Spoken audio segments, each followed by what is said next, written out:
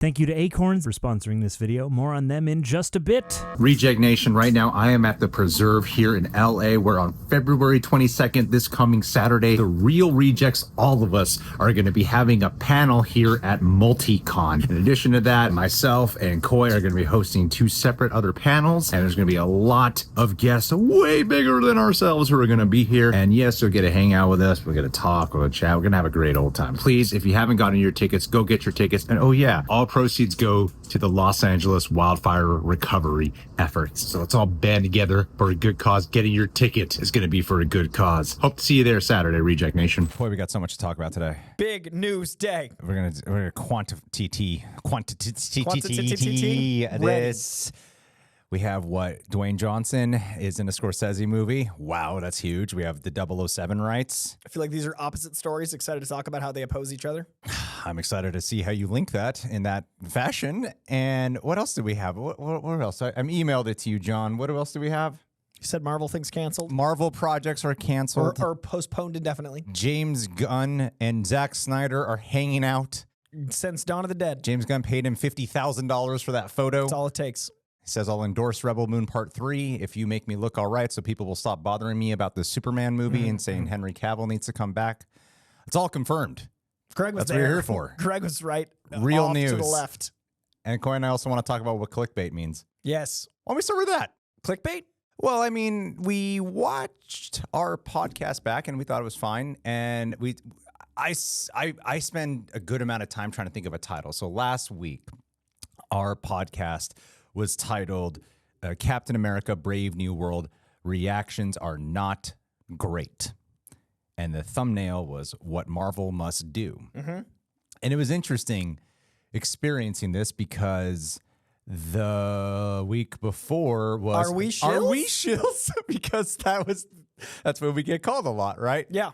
And it was fascinating to do a podcast the next week where all we're doing is just being honest, and then to be told we want Marvel to fail and that we're just clickbaiting. When the week prior we had been and it's interesting because they were all different names. I was seeing if there were any that were the same people, but I have the mindset that tribalism is ruining media literacy because there's an inherent blind spotting to it. Can you elaborate on what tribalism means?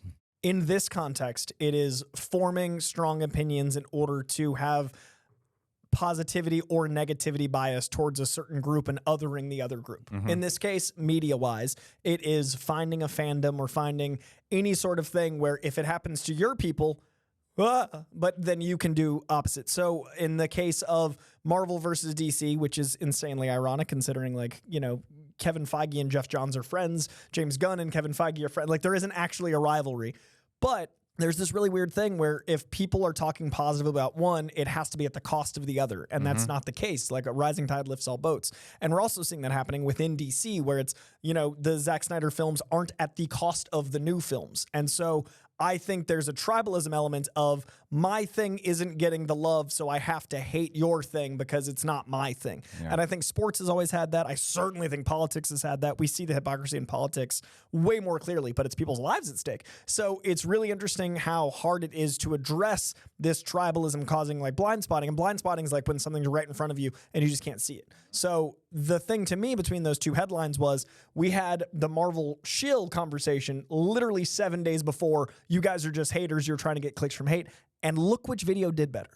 yeah, the irony, it's right? So interesting that we literally said, hey, are we shills for just liking stuff? And then our video saying it's got a B-, which isn't great. It's good, but not great. It's also the lowest cinema score a Marvel film's gotten, which we didn't know at the time what the audience score was going to be. And even in the video, we say very clearly, you haven't seen it. We say very clearly, I saw it, liked, but didn't love it. And then I give constructive criticism. There wasn't anything in that video that was, this sucks, how did this fail? But because people go into the videos that have a tagline, that have a headline, that have a thumbnail, at the defense because they're so passionate about these projects. Yeah. That's the tribalism. They're like, I love this thing. Why are you hating it? What's wrong with you? What's wrong with the individual? And even the video that got clipped out from that last week, me talking about should Captain... you asked me if I thought that the events of Cap 4 meant that he should be the leader. And all I said was, I think a leadership role is earned, and I'd be interested to see if they handled that in the film, and that there are certain elements of leadership that would apply to the film, and whether or not we see that yet.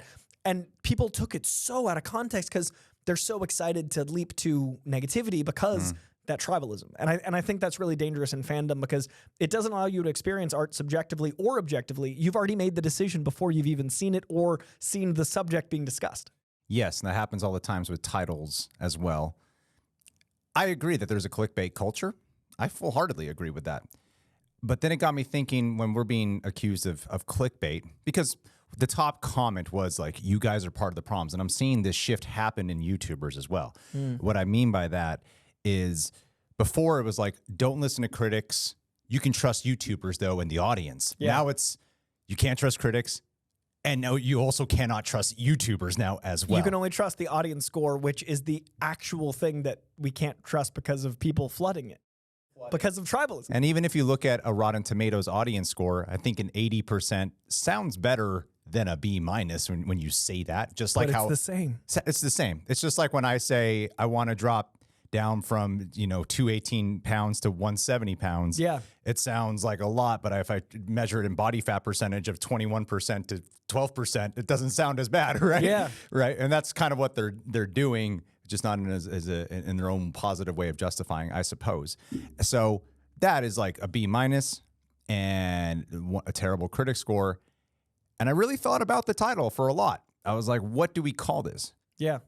And to say not great, I was very intentional about pitching that title to say the word not great. Because to me, at least this is what I thought clickbait is. I thought clickbait is supposed to be misleading or just straight up bullshit. Yeah. Or that you say that this is what the video is about, but you barely talk about it. I thought that's what clickbait was.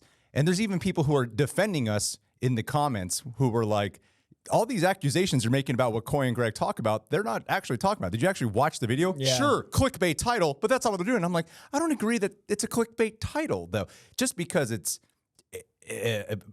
provocative in some weird way, just because it evokes an emotion. And evocative is a thumbnail. Just because You need it to be. you need it to. You want people, just because you make something for people to click does not mean it's misleading or that we're lying or that we're not talking about it. Yeah. And this goes back to one of our earlier videos when we were talking about the loss of what words mean. Yeah. About how words like woke and snowflake and whatever, just they all get tampered over time. And now people use the word clickbait so flippantly. And that's what I mean by media literacy. Yeah, Like, exactly. these are media-based words. And that's why even when you said, what is tribalism? I was like, let me clarify to the Please. subject Yeah. I'm speaking to. Because tribalism has so many meanings, but even that concept, I'm sure, is somewhat triggering, which is Yeah. also a word that is overused. But I will say that when the video first launched, it was like at an 89% like ratio, which is on our lower end. The real rejects average is 97.6%. Look at us go.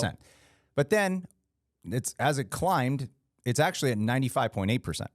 So I'm like, all right, that means some people actually listen. And double the views of, like, it's doing substantially Yeah. better than the video prior. We're growing this. Yeah. And we know what we're also doing. If there's a realm of some version of clickbait that there's an accusation of, again, I'm like, I'm not sure if it really qualifies clickbait, because I'm aware that the platform of YouTube and all these media sites is to have something that sounds like a little bit dramatic. Yeah. And our point of what we're doing is we're going into that battlefield, but we're presenting a gray conversation. That's the We're goal. not going in there going woke, virtue signaling, DEI, all the Yeah. same keywords to tear something down. In fact, we're actually in there in the same video. We're talking about how Your Friendly Neighborhood Spider-Man, which aired during Captain America, is one of the best things Marvel has done. Yeah. So we're also heavily praising it and also giving suggestions. And the other part that was fascinating to me about some of these comments, which is a little bit beyond the subject that we're talking about, is I started thinking about our age. What year did Iron Man come out? 2008. 2008. Wow. You see, we were in our 20s? Yeah. When it came, both of us, we were in our 20s. I when was 20. I must have been like 18, right? Yeah, I was like 18 when it came out. Now I'm in my, about to be in my mid 30s. So I'm like, are the people commenting also our age, or are they younger? And Because I was 19 turning 20, and it was 20 years or 19 turning 20 years of wanting something like that. A lot of the people that watch us are growing up in this, and it's a different concept. They've never had the want. They've never had the time where it didn't exist. Because if you were born in the year 2000, you were 8 when Iron Man came out, and though like you never had the experience of waiting for a superhero movie. There was always one coming. So I think that's also a certain different tribe of mentality. Of there isn't an understanding of why this is special, and I think a lot of the negativity comes from people that have never wanted or waited for a superhero movie because there's always something coming around the corner. well, the justification shit that I'm not a fan of is this very sort of low standard. I'm excited to talk about what Dwayne Johnson is doing with his career because he's not just a Scorsese movie. He's in the Safdie brothers. He's in the A24 Safdie. And he looks unrecognizable. Because we'll go into it. Because I think the longer you're around, you should be growing. You should be getting better. You should be getting stronger. You should be mixing it up. Yeah. We're both fans of Eminem, who evolves and changes as an artist. Whether you like the new Eminem or the later Eminem or not, that's up for debate. Different. He's different. Until this album, which looks at all of it. Exactly. It's a reflective piece, though. Yeah. I'm a huge Chili Peppers fan. Chili Peppers started off as like some weird metal hip hop band. Yeah. And now they're some weird genre of their own. And they've lasted decades. Irish slang in that one song. Oh, yeah. That Irish twang. California. That one, yeah. What is so that weird, line? but yeah, there's like a song where like in the newest album, he's got, like, what is this that weird line? lilt. Oh, God, what is that line? You're right. It sounded like an Irish. Anyway, my point is the evolution. Yeah. And what I see a lot of is, well, you know, it's like as good as a Phase 1 movie. Yeah, but we're in Phase 5. Yeah. It should be, the standard should be held higher. Granted, I'm saying this not as my own opinion. You haven't seen it. I haven't seen it. I'm saying that I don't feel like it should be getting a pass just because it's on par with something that was 4 phases earlier. Yeah. There's a difference between backtracking and going back to basics, in Yeah. my opinion. And I think that is very much a backtracking. And I ask about the age part because there is such a different affect when you are 18 or early 20s, watching Iron Man for the first time, hearing we're starting an Avengers Initiative, watching this growth all the way, starting as an adult to Endgame. This journey as an adult is different than when you are like a teenager or a kid and you're like, you know, binging these at home or some shit. There's and then also you're an going to element theaters. of the teenagers that this is like for older people now. Exactly. But Yeah. like that's crazy. Yeah. Like Yeah. the Marvel universe is like for old heads. Yeah. That's nuts. Well, they're trying to they have to grow and evolve. It's like when I talk about Daredevil Born Again needing to be up to a certain level, there will definitely be a part of me that is just happy Matt Murdock is back. Yeah. That is happy him and Wilson Fisk are going toe to toe and that the Daredevil world is here again. Terminator 2 is one of my favorite movies of all time. I tune in for every Terminator property under the assumption it's probably going to be a piece of shit, but I just love the Terminator world. yeah. Although that Terminator anime show is the shit. That's a great show. Written by Mattson Tomlin, wrote Berserker. Yeah. Keanu Reeves' book. Yeah. He's doing the movie. And the Batman. Yeah, the Batman. The 1998 was when you were 8, right? Because you're born in 90. 90, yeah. So in 98, Godzilla, I think, came out, the Matt Broderick one. Mm-hmm. So what's crazy to me about this being for old heads is when people that are 26 this year look at Iron Man, that's when they were 8. So Godzilla -1 would be their Godzilla, Yeah. and the old weird Godzilla would be the one from 98. Yeah. So like that kind of ratio is so crazy to think about how this isn't for that demographic of like necessarily just young adults because a new generation has seen this their whole lifetime. Yeah. So I think there's also some cynicism in that because like when you're a teenager, you're so emotional, you're so everything's, you know, the best or worst thing. We're so back, we're dead. Like Yeah. that's just this extreme. And I think that's a lot of the YouTube audience too. Like we read comments from our perspective of people in their 30s. I don't think that our average commenter is necessarily our peer. A lot of they're older. A lot of comic fans are especially older, but a lot are younger and like are on YouTube just raging against the machine. And I think a lot of their own inner turmoil and emotion comes out at movies because that's a safe thing to talk about. I talked about tribalism and politics. I don't touch politics anymore because I think it's all a waste. Like I don't think there's anything in politics worth defending. Yeah. I don't think when you're a teenager, you think that way. I think that you don't know what so you just yell at movies. So I think we become the face of that. Mm-hmm. I think for as long as we've been alive, the phrase "don't judge a book by its cover" has existed. Yeah. And I think now more than ever, we undoubtedly do that. Of course, I will do it sometimes. I think when it comes to movie news, that happens constantly.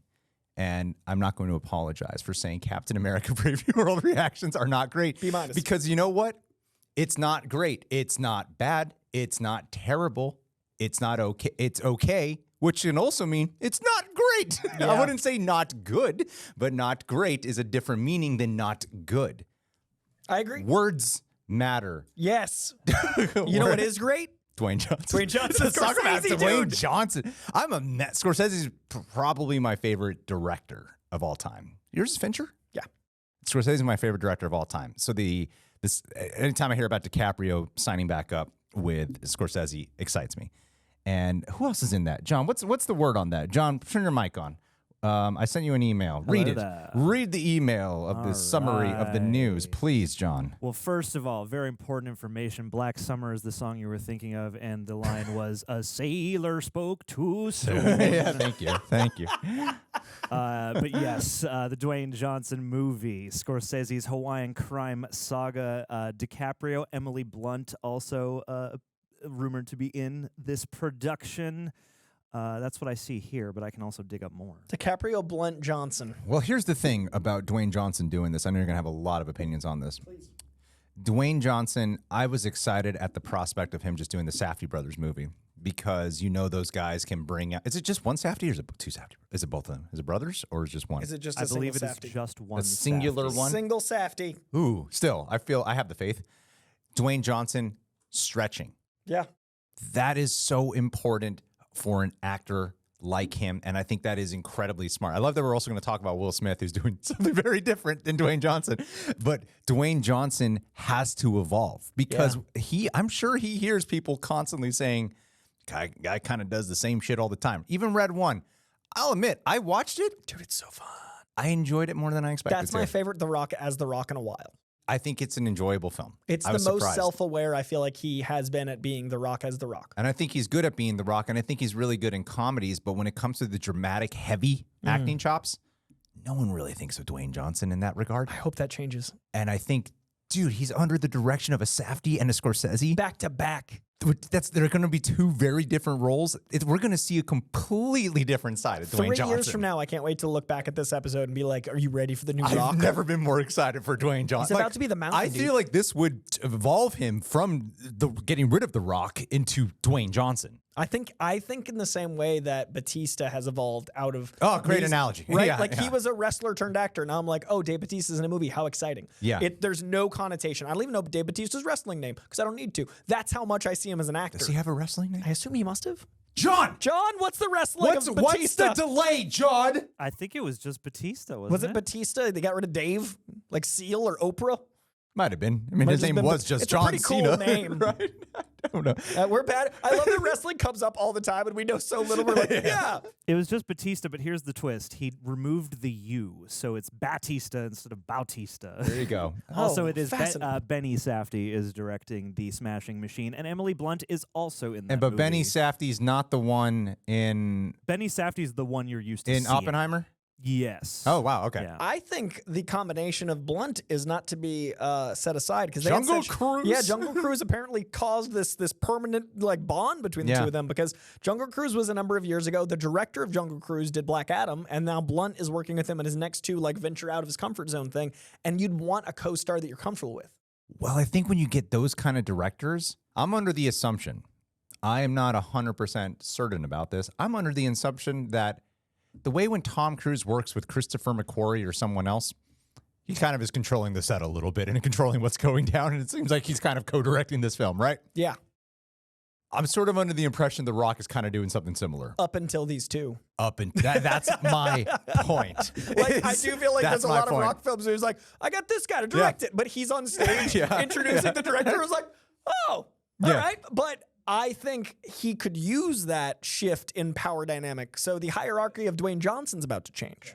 That's exciting. I'm very excited for what Dwayne Johnson's going to pull off, man. It's a great time for me. Okay, do you want my thoughts? I should have asked, please. No. I just wanted to make sure. Okay, so Dwayne Johnson, to me, is a man who knows how to be an entertainer. And I think he was an entertainer up until the point where the brand that he is so singularly is no longer a viable brand. Brands have to change, they have to evolve, but so do artists. I think the tricky thing was the brand outlived the artist. I think Dwayne's wanted to change before this. I think that the market was just like, okay, The Rock is The Rock is The Rock, and it kept selling for too long, so he didn't get a chance to transfer out of it. Then by the time movies start coming out, it's too late. I think that's why all the rumors of him being late to set. I think that's why all the rumors of him just not caring as much. I think The Rock wanted to evolve sooner, but the brand that was The Rock was still selling, so he didn't get the opportunity. Then there was the giant like clapback where basically everyone wanted to hate The Rock. It felt like where like everybody was like, "Oh, this negative thing, this negative thing." I was like, "What did he do?"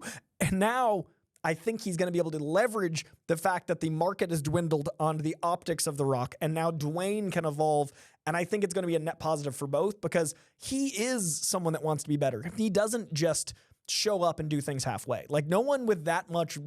I know people love to think that when you're muscular, it stays that way. It is a lifetime of maintenance. No one stays the size of a mountain by being apathetic towards their career. And that's what makes me think people like Bautista, Cena, The Rock, they all want to evolve with their art, but they get stuck, and especially The Rock. So between these two roles, I could see The Rock getting to learn, getting to flex, getting to evolve, and actually becoming like an incredible actor because of his passion for the work. That man does press tours for like 11 months. That man does like everything fully, like the energy drink stuff did, more energy output.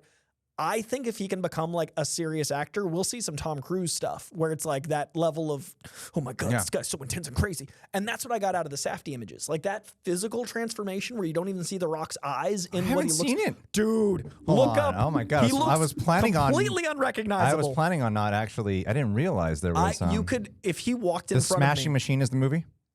That's the Scorsese one. No, Smashing Machine is Scorsese. Oh, which one? Smashing Machine is the Benny Safdie Oh, I was wrong. Okay. Let's see here. Dude. Is the A24. The wrestling film where he... Holy shit. This is him? How insane. He looks like Dane Cook from afar. Because his arms, the only way to tell is his body. Shit? This guy, this is him? 3 prosthetics on his face and like new man. Oh my God, what a transformation. That doesn't even look like his body. We're getting a whole new Rock, dude. That's him? Really? I gotta look like super close to this. Really? That's him? Isn't that crazy? Are we sure? Yeah. Having not seen the picture you're looking at, yeah. This one? Yeah, it's Rock. That's The Rock. Yeah. Strap in, America. This lucky bastard right here gets to touch his pec. And just swallowing that majestic man meat. Giant pec, yeah. So, his pec's the size of most humans. But yeah, as someone who's a fan of The Rock, as someone who's a fan of the Dwayne Johnson as separate entities, I like that The Rock came out of wrestling and established himself as a movie star. I'm excited to meet Dwayne Johnson, the actor. And I think this combination is, one, going to get Scorsese funding in a way that he wouldn't normally, like... Apple funded Killers of the Flower Moon because they can take huge losses because they use the platform to advertise. They wanted Oscar love. Who do you go to? Scorsese. They can lose a ton of money, so here's this 3-hour movie that no one else would have made. I think The Rock gets to leverage the fact that people will be very curious about seeing in The Rock movie, and Scorsese gets to leverage the fact that he brings millions of dollars of liability and assets. I just realized you make points with your middle finger. I'm a very aggressive person. Do you see? I do that. You're doing the full-on middle finger. You're not even. I'm not trying to like undercut what you're saying. I'm like, this dude's straight up just using the middle finger right now. Just to be like, hey. Is this like YouTube? And it's not even like, it's like you're doing the whole like balls thing too. This is what I'm saying. Full-on. I'm defending my boy Dwayne Johnson with vigor. I think it's incredible. It's incredible, and you know he can do it because he has evolved already. Yeah. He's already better than when he first came on the scene. I remember watching The Scorpion King when I was young. I don't really remember it, but I remember being really young going, I don't think he's doing that great of a job in this movie. The pacifier. He was the pacifier? Which one was Vin Diesel? Which one was He was the Tooth Fairy. He was the Tooth Fairy. Vin Diesel was the pacifier. Yeah. That one of the same era. He found his comfortability in the comedy realm. And, which is great. And I think if he can develop these bigger sets of skills as an actor, I would be excited for him to take on another superhero role again, and this time truly embody it. Because that was the thing with Black Adam that was missing for me. Apocalypse. I think he can pull off something like that How incredible. under the right talent. If he can develop the skill set and the confidence to do that, right? Yeah. Because that was the thing with Black Adam was I didn't feel like I was watching. I felt like I was just watching Dwayne Johnson when you want to feel like you're watching Black Adam. And his passion for Superman and his passion for literally the handshake deal with Henry Cavill, it was a 2-minute conversation I had with him. But The reason I defend him so much is from looking at his work, looking at what actors go through, looking at the choices he's made, but also in that conversation, I have never had, it's not uncommon for someone as a creative to ask you a question about your opinion in a interview.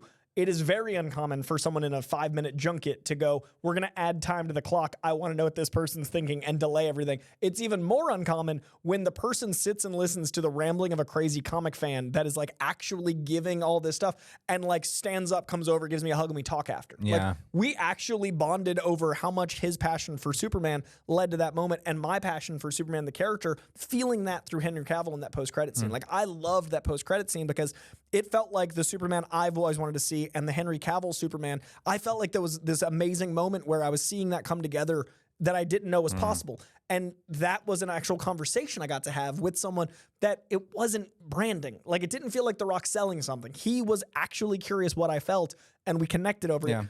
I want to see that guy. I want America to see that guy. Well, I think You know what I mean? Like, I want that connection. I think it's changing because I think the podcast realm of things is allowing more actors to show them. Like, there's actors you see pop up all the time on podcasts and make a change. Yeah. You know, I think the president going on podcasts made a difference in seeing the president. And Dwayne Johnson has been doing the same thing lately. You know, I think he's aware of the backlash. He's aware of the image that has been a little bit tainted. Yeah. And he's smart to be going on the podcast, changing it. Anytime, Dwayne. Anytime, Dwayne. Stop on by. Let me touch your left pec. Were you trying to set us up for the Superman, Zack Snyder thing? You were? Thank you. You're really kind. What do you think about that? So it's this photo that we saw right before filming. I didn't see this photo until until you showed up of Zack Snyder and James Gunn hugging. And you see, the thing is, a lot of people would say the thing that they've known each other for years. They worked together on Dawn of the Dead. James Gunn wrote that. Zack Snyder directed it. I'm like, well, things can change. It's been a while. Maybe they do have some tension with each other. I don't know. You know, maybe they just say things nice to each other when about each other when the cameras are rolling. Yeah. To see the photo of them together, I wonder if the tribalism and media literacy thing is implied. I didn't look at any comments. But I guarantee a large enough contingent will be like, well, what you joked. Yeah. There will be people that think it's for, but like, there's no benefit in that for James or Zack because it's only going to make the people that are already going to be blind to it go, well, yeah. And the people that like want to be mad are going to stay mad. Well, but I do think it's a beautiful thing for comics are sharing in these characters over time. You hand off the writing baton, like new people take over arcs. When you can do it in a way that feels like a love letter to the character, then the run always does better. So I hope that the people that are actually looking to have a little nuance get to see that and go like, oh man, I love what Zack did. Now I'm even more excited for James. I do think that's a smaller Venn diagram than I'd like. I do think it is such a different tribe that like there's so much animosity. But for the people in the middle, like what a beautiful image of just two creators that love these characters talking. I'd love to hear that conversation because I've only met Zack Snyder 3 or 4 times, but every time that's it. But we've always had embarrassing numbers. We all have met Zack Snyder way more than that. I don't know how to tell stories without name dropping, Greg. Like this is relevant. Like I'm working on it so bad, but it's a relevant thing. My point being, first off, hold on. I'm just making fun of the fact you said 3 or 4 times. I don't think you've mentioned you met Zack Snyder's like a name, like, oh my God, look at him name dropping. I'm just making fun of the 3 or 4 times. Well, the next sentence I was going to say was, and each and every time the conversation evolved about these characters in a way that felt like it had left an impression on him. So I'm caveating the 3 or 4 times as in, if I would just said, you know, every time I've talked to Zack about the character, it would sound like it's been multiple times over years. It's only been a few times, but it's been really cool and impactful to have these conversations where I know he and I see the characters differently, but in these passing conversations, we have this great, like, there's an eye-to-eye moment that happens where, like, I wouldn't have seen that perspective. And I'm like, oh, this opens my awareness and perspective on these characters that I literally read every week. So in the limited amount of times comparing to the impact, it's been really wonderful. So I would love personally, as someone who sees the characters more like what the trailer was for James Gunn's and more like the comics that James Gunn has shown, that would be amazing for me to hear without my own biases, the two of them. Because since I see the characters a little more in the James way, and I don't see them like Zack all the time, but when talking to him, it's always given me like a little spark of new. I would just love to hear that because that would be another brand new perspective, like jazz bands, like, you know, like jamming together, like new sounds coming out of it. So that image to me just felt like a great jazz session. So I think embarrassed about name dropping. Please don't. I did not intend to do that. There's one comment I did reply to a while ago, and I'm like, oh shit, is that what that comment is talking about? I just feel so bad about it. No, man. How many times have you met James Gunn?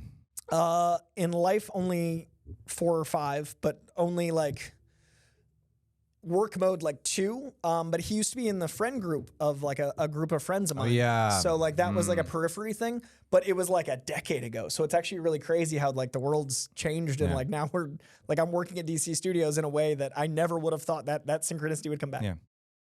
Coy's been part of entertainment journalism for a very long time. He's met a lot more people than that. So it is not a name dropping thing. It's so funny that it's interesting that I get self-conscious about that because I think I had been as bad as people thought I was, but that was coming from a place of true insecurity of me feeling like as YouTube was popular, I was like, I didn't have the numbers. And as TikTok got popular, I didn't have the numbers. So the one thing I had was these relationships. And the relationships I value and hold close to the chest, but I didn't used to. So I think I used to be like, oh yeah, I might not have followers, but I know people. And now that I'm working on being my own person and not needing that validation, it feels bad twice because I retroactively am embarrassed. So then I hide it, but I need it for like that story wouldn't have made sense without the anecdote. Absolutely. So it's just my own insecurity. You'll see through the course of this show that I'm processing how to be a better person in day-to-day moments, not just be like Tourette's of name drop. Okay, you know what I think it is when people have made jokes?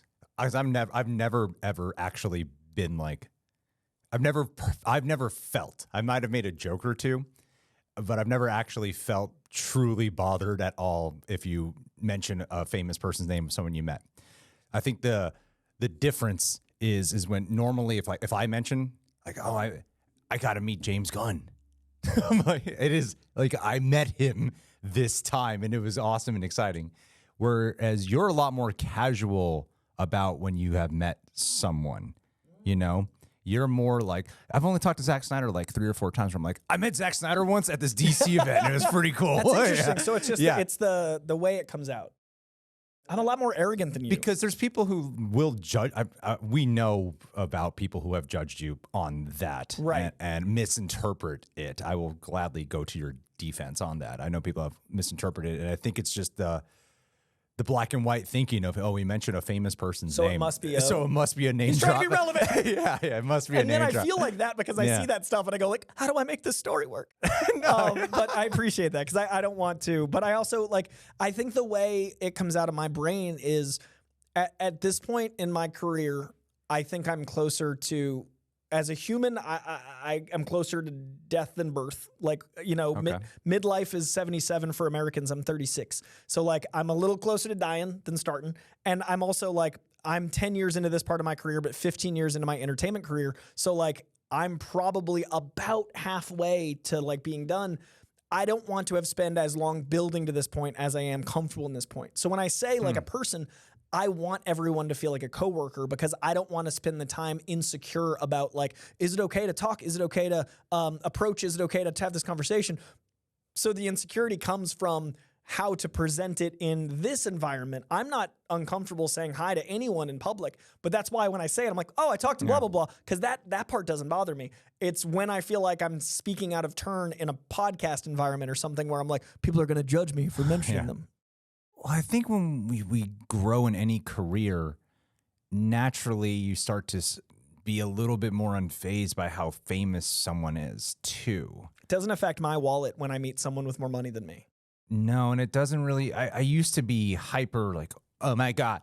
And now I can meet people, and I can be a little nervous. Yeah. I can be nervously excited, but I'm not like, oh, I would used to shell up. I used to be like, just turn the other way. Because my mom was like, watch Entertainment Tonight and Access Hollywood. Yeah, exactly. And that whole culture was like, I was very much, they're gods. Yeah. And then I'm like, if I'm like that out here, I'll die. Yeah. And also, I am like that with musicians. because to me they make like I get acting like because I've done it a little. Whereas like as someone that can like make music, I'm like, how do you alchemy? Like it just even like I can't even read music. Yeah. So like I remember I met Ludwig Göransson and I'm so good at talking to people, but Ludwig Göransson was at this party I was at and I went over and was like, when you hear sounds, do you like to hear it as music? Like I just said words and I was like, oh, I acted like when I was 15. Yeah. So I think there's certain people that are still that. Of course. You introduced me to Keanu Reeves and I completely felt like I was like, I'm gonna mess this up. I mean, but of course, when I'm there, I'm fine. Yeah. But the lead up of I'm panicking. I'm like, he's right there. It's my turn next. I'm totally panicking. And I also think people feel somewhat belittled, and not intentionally. And I don't think it's conscious or subconscious. I think it just happens when there are people in the environment we are in, and they're not. There is like a judgment. So like casually mentioning I met blah blah blah. I don't want to feel like I'm trying to be elitist. I'm using it as part of a story, but I do feel like when I was more insecure, I used it as leverage. And that's what I'm trying to not. Like, I do think when I was insecure, I would try to feel more secure by making other people less secure. And that's what I don't want. And that's why I feel so squirrely about mentioning it, even if it's a flippant thing. Because I never want people to feel like because we do this, we are any different than them. It's just we've chosen this weirdly specific career path where we're around creatives. Yeah. But that doesn't make us any different than someone watching the movies from afar. I just have anecdotes that are my personal thing. Yeah. I think it's also important to separate yourself from that. Like, we got to meet Adam Wingard right before we watched Godzilla X Kong. Yeah. And I was not of the popular opinion of really loving that movie. Sure. And I had to be really honest. I had to be honest, though. And I'm like, dude's like right in the other room. And I just talked to him and he was really nice and he's seen our videos. Yeah. So, but I was still respectful in the criticism. I think, though, that it is important for our work as you grow in a field like this, that when you do meet people, you got to definitely tune down the God worship. And that's what's so hard about certain tribal elements of like, I love Zack and Deborah Snyder as people and as producers and writers more than I necessarily identify with their takes. But I'm always really respectful of course, I see Man of Steel as like one of the best Elseworlds just because I don't connect to the character in that delivery. But the people that idolize that man are mad that I might have anecdotally mentioned meeting him because they're like, not even worth meeting him. All you do is talk crap. No, I said that's not my take. Yeah. So I think that also adds an element to like I don't know what's true about Michael Jackson, but I'm scared to even talk about the movie coming out because like they're rewriting the third act because of the stuff that happened with the trials. The hell's the third act gonna be? That's what I'm saying. But how tricky is that? Because there are some people that have a worship that will never be able to accept either direction of the truth. No. And that's messy about celebrity worship because someone being human means they did things. I don't know what things they did, but they lived a life. How do you talk about the art and artist separately? That's our Mel Gibson thing. That's our Mel Gibson thing. There's the Lethal Weapon 5, one of my most anticipated seems movies like that the might world never happen. seems like the world has it with Kanye in some way, where he just gets just like, okay, I guess we've just accepted Kanye as can The just only be shirt on his website is the a most swastika. racist guy in the world now, and it's Kanye. We let it go now. Like, why? Graduation and Late Registration are great albums. No album's that great. Yeah. Like nothing, no art is worth that. Well, there's our tangent. We'll have more probably. But yeah, I think I'll just say this about Kanye. I don't think he should be getting a pass just because he has mental health struggles. Who gives a shit? I think he's a bad person, and he shouldn't have a career anymore. Everyone has mental health struggles. Everyone does, and it's not an excuse. Fuck that guy. Yeah. Really. I think he's a stopped terrible, buying his terrible music. person. Like I love College Dropout. I intentionally found a vinyl used so he wouldn't get any money. I thought people were exaggerating when they told me what he was doing on his Twitter. I was like, I literally kind of ignored it when people in person were saying like, Kanye's doing that. I was like, that sounds that's just so ridiculous that someone would do something like this. And then I was like, wait a minute, what's worse than you were saying? In black and white, it's oh right my there. God. And we just like, it's Kanye? Like, did we just let it go? Anyway, I think we should also let Zack Snyder move on because he has to. If there's anyone who understands the business, it's the people who work in the business. Yeah. And Zack Snyder knows his time at DC. Unfortunately, maybe down the road, something can present itself. We've seen it happen with Marvel lately. We've seen it happen with DC, where some opportunity might arise. Of course. But right now, he's got other things he has to focus on. And I'm sure he's even kind of at a point after doing Twilight of the Gods, 2 Rebel Moon movies of like, can we just please focus on what I'm doing now and stop asking me about do I want to do Justice League 2 and 3? You know? Dude, he's doing a UFC movie. That sounds so cool, man. That is my so cool. exact shit. I think the Zack, visual of Zack Snyder doing a fight movie about God. Yeah. my favorite sport. About, he loves anatomy. He loves yeah. sweat. Oh my He loves god! And he's so good at filming musculature. Yeah. Like Yeah. like that's not easy. Yeah. Musculature is so specific and weird. Zack Snyder filming muscle bros shirtless in a ring. Yeah. Well, I also think the idea of the picture is smart because it's a bit like, you know, Bill Gates and Steve Jobs. Like, hey man, can we just come together for a second? Yeah. Because we need to calm this down. Yeah. And so that might light a few candles in a positive way, but who knows? As far There as are so few opinions I care about when it comes to the Superman movie because I want to experience it myself. Zack Snyder's is one of them. I would love to hear what You he know has what I mean? to say. Yeah. Like we had a whole conversation where you were like, "That's weird. You don't follow YouTubers like movie stuff. Don't care." And it's not from an arrogance. It's because I want my own opinion to be clean. I would love to know what Zack thought of the trailer. Well, he also did Brightburn, which very much was something that couldn't have existed without Man of Steel, I think. Right. It was a lot of people will just go, it's Superman, I'll take. I'm like, it's very specifically like Man of Steel, I'll take, you know? Yeah. So, yeah, I think there's a lot of respect, and I'm glad they're getting along. Now let's get that photo with David Ayer. And who else is there? Yeah, who else didn't get a proper shot in the DC universe?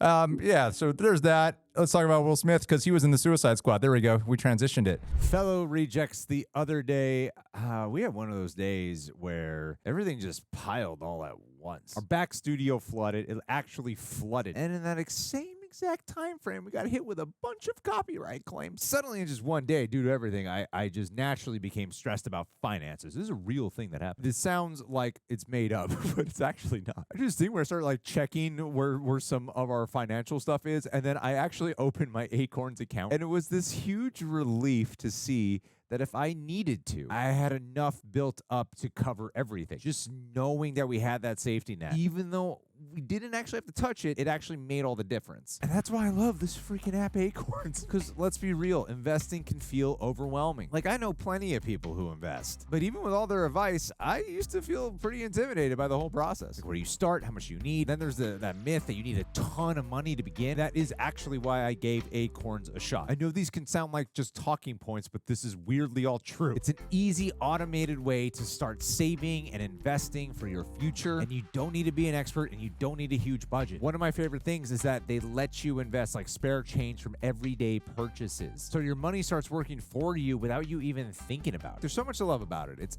effortless. Acorns rounds up your purchases and automatically invests the spare change. You don't need a lot to start. You can begin with just a few bucks, and over time it builds. And from my experience, I would say that there's smart, expert-built portfolios. They recommend investments based on your goals, so you're not just guessing. So if you're like me, where you've been putting off investing because it feels complicated, I genuinely believe Acorns actually makes it easy. What you can do to help support the channel, but more importantly, help support yourself, you can head to acorns.com/rejects or click the link below to start saving and investing today. And also got to say this because we're talking about money. Paid non-client endorsement. Compensation provides incentive to positively promote Acorns. Tier 1 compensation provided. Investing involves risk. Acorns Advisor LLC and SEC registered investment advisor. View important disclosures at acorns.com/rejects. Seriously, Acorns, thank you.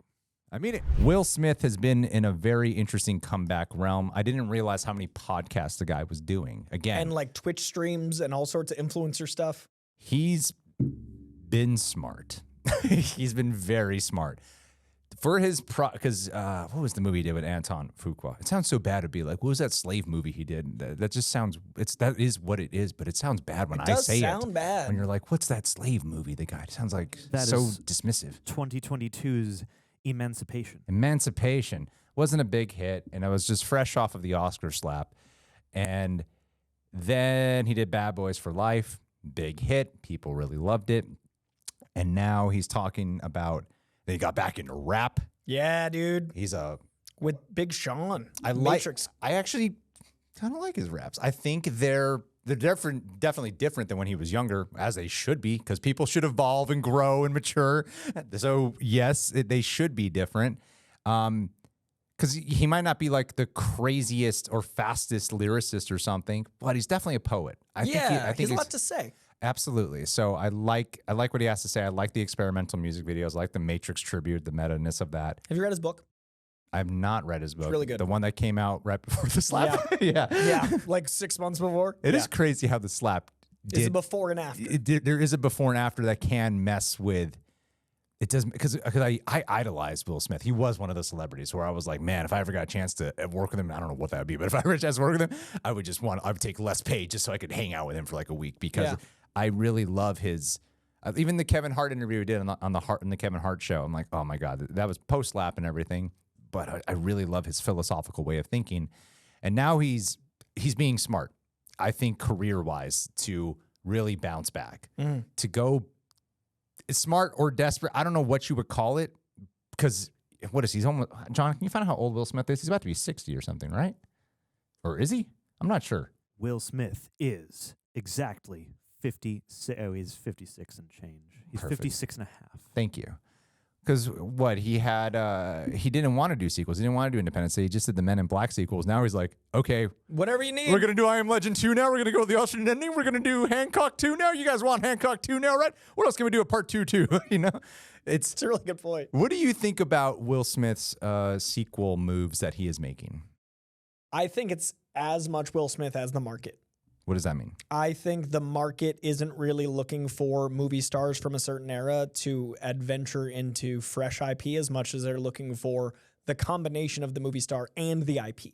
So there aren't as many movie stars every single year. There are less. Like Timothée Chalamet is an like the fact that there are so few movie stars that they stand out is so different from when Will Smith was. Like Will Smith was Mr. 4th of July, but there was like 10 or 20 people that could open a $20 million, they could command $20 million check because they could open a movie at like, you know, a substantial thing themselves. They were above the title. There are less above the title movie stars now than ever, but the ones that are still around don't seem to be opening as strong. Like when I think of Leonardo DiCaprio, I think of what's the project? Even still, like Tom Cruise, I think is still a movie star. I think Brad Pitt's a movie star, but I couldn't name 20. Whereas when Will Smith was big, I could. I think it's a combination of the market wanting those movie stars to do sequels because that's what they're attached to. But even before the slap, Will Smith had like Collateral Damage and a bunch of movies that didn't open well. Yeah. So he was not the guy he had been. But if you put together that era nostalgia with the nostalgia of a sequel, it's going to do double the numbers because of the combination. So I think it's both things.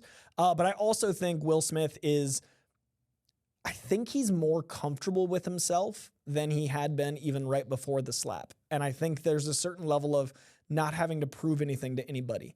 I think he didn't want to do sequels because he was trying to be a certain kind of guy that didn't need to. And I think he was trying to like, and this is from reading the book, like I could be wrong. Will Smith seems like the kind of guy who is, I'm doing it my way. There's no other way that I want to do it. Like I know there are other ways, but I'm Will Smith. I do it Big Willie style. Like this is my thing. And I think he had probably told himself like no sequels.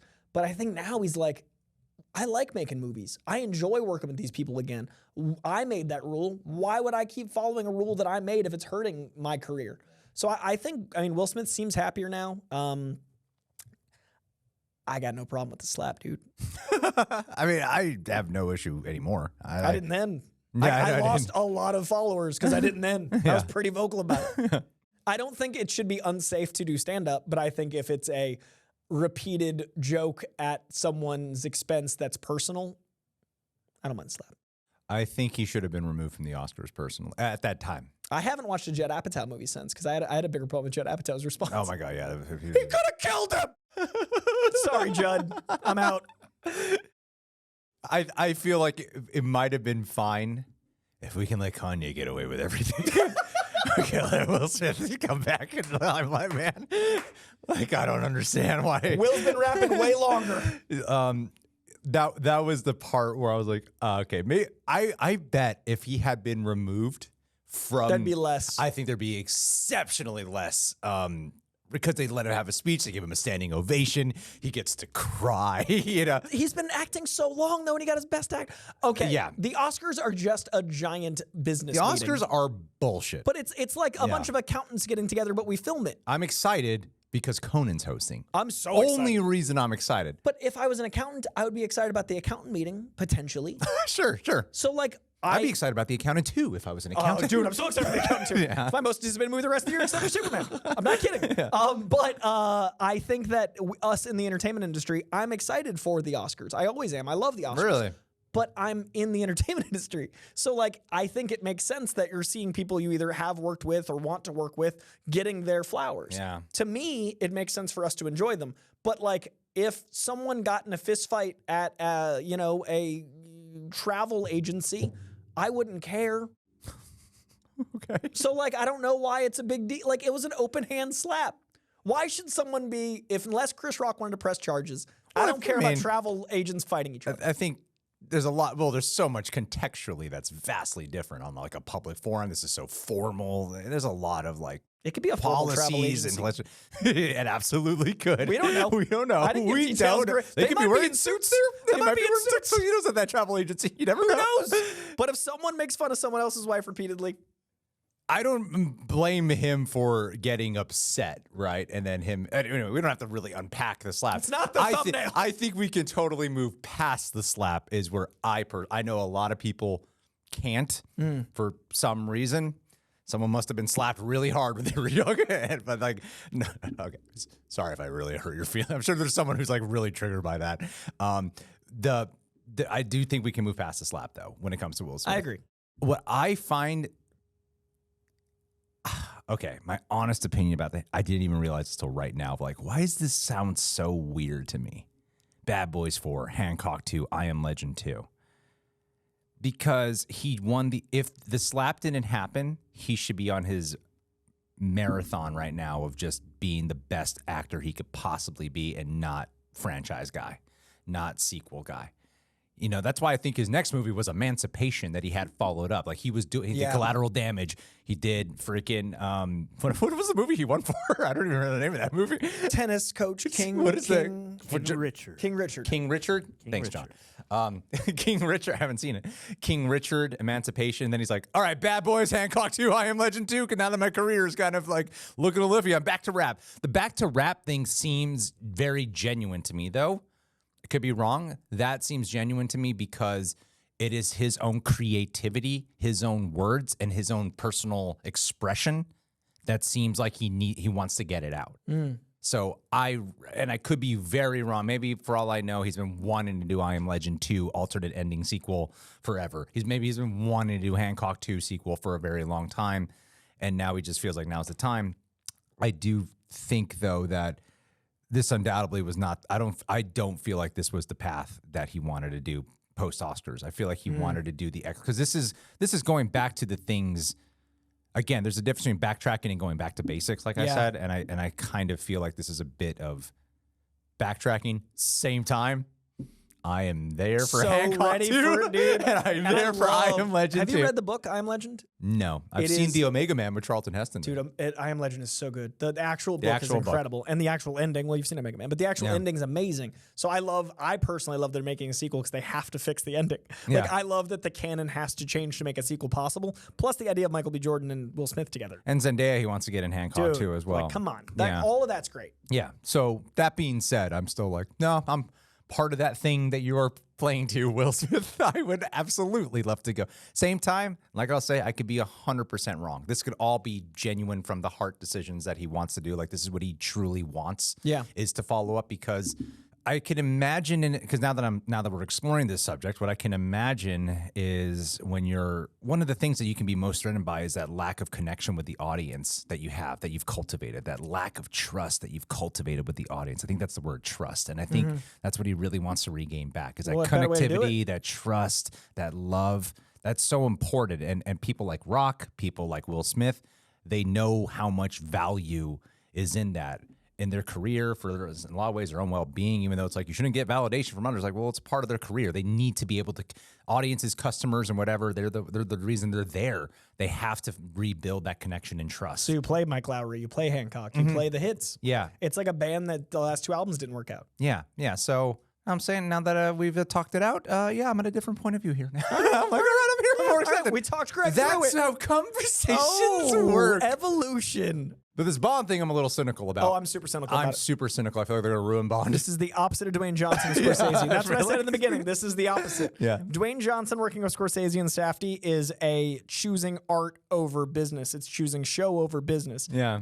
this is business over show. This is absolutely concerning. Yes. I don't want a Bond cinematic universe. That's exactly what I thought they were going to do. I'm like, holy shit, they're going to do it. They're going to ruin Bond. Q's gonna get a movie. That's exactly what I thought. I thought they were going to do some fucking Q, like, younger boy spin-off No, they're thing. gonna do Young Bond. Yeah. They're Oh gonna my do God. I'm like like, Young Indiana please don't. Jones. Oh, no. It's coming, dude. All that shit. I'm like, oh, they're going to mine this into TV shows that we They're don't gonna want. cast the worst possible, most like CW looking, like Yeah. not like. I'm worried, dude. You see, I haven't seen a lot of the Bond movies. I might even say I haven't seen most of the Bond movies. I haven't seen most. Actually, when we went through our movies to watch, to react to, I was like, I think I'm safe for anything but Craig. And I've seen one Pierce Brosnan, but it was when I was a child. So like, I'm not even attached to this franchise and I'm worried.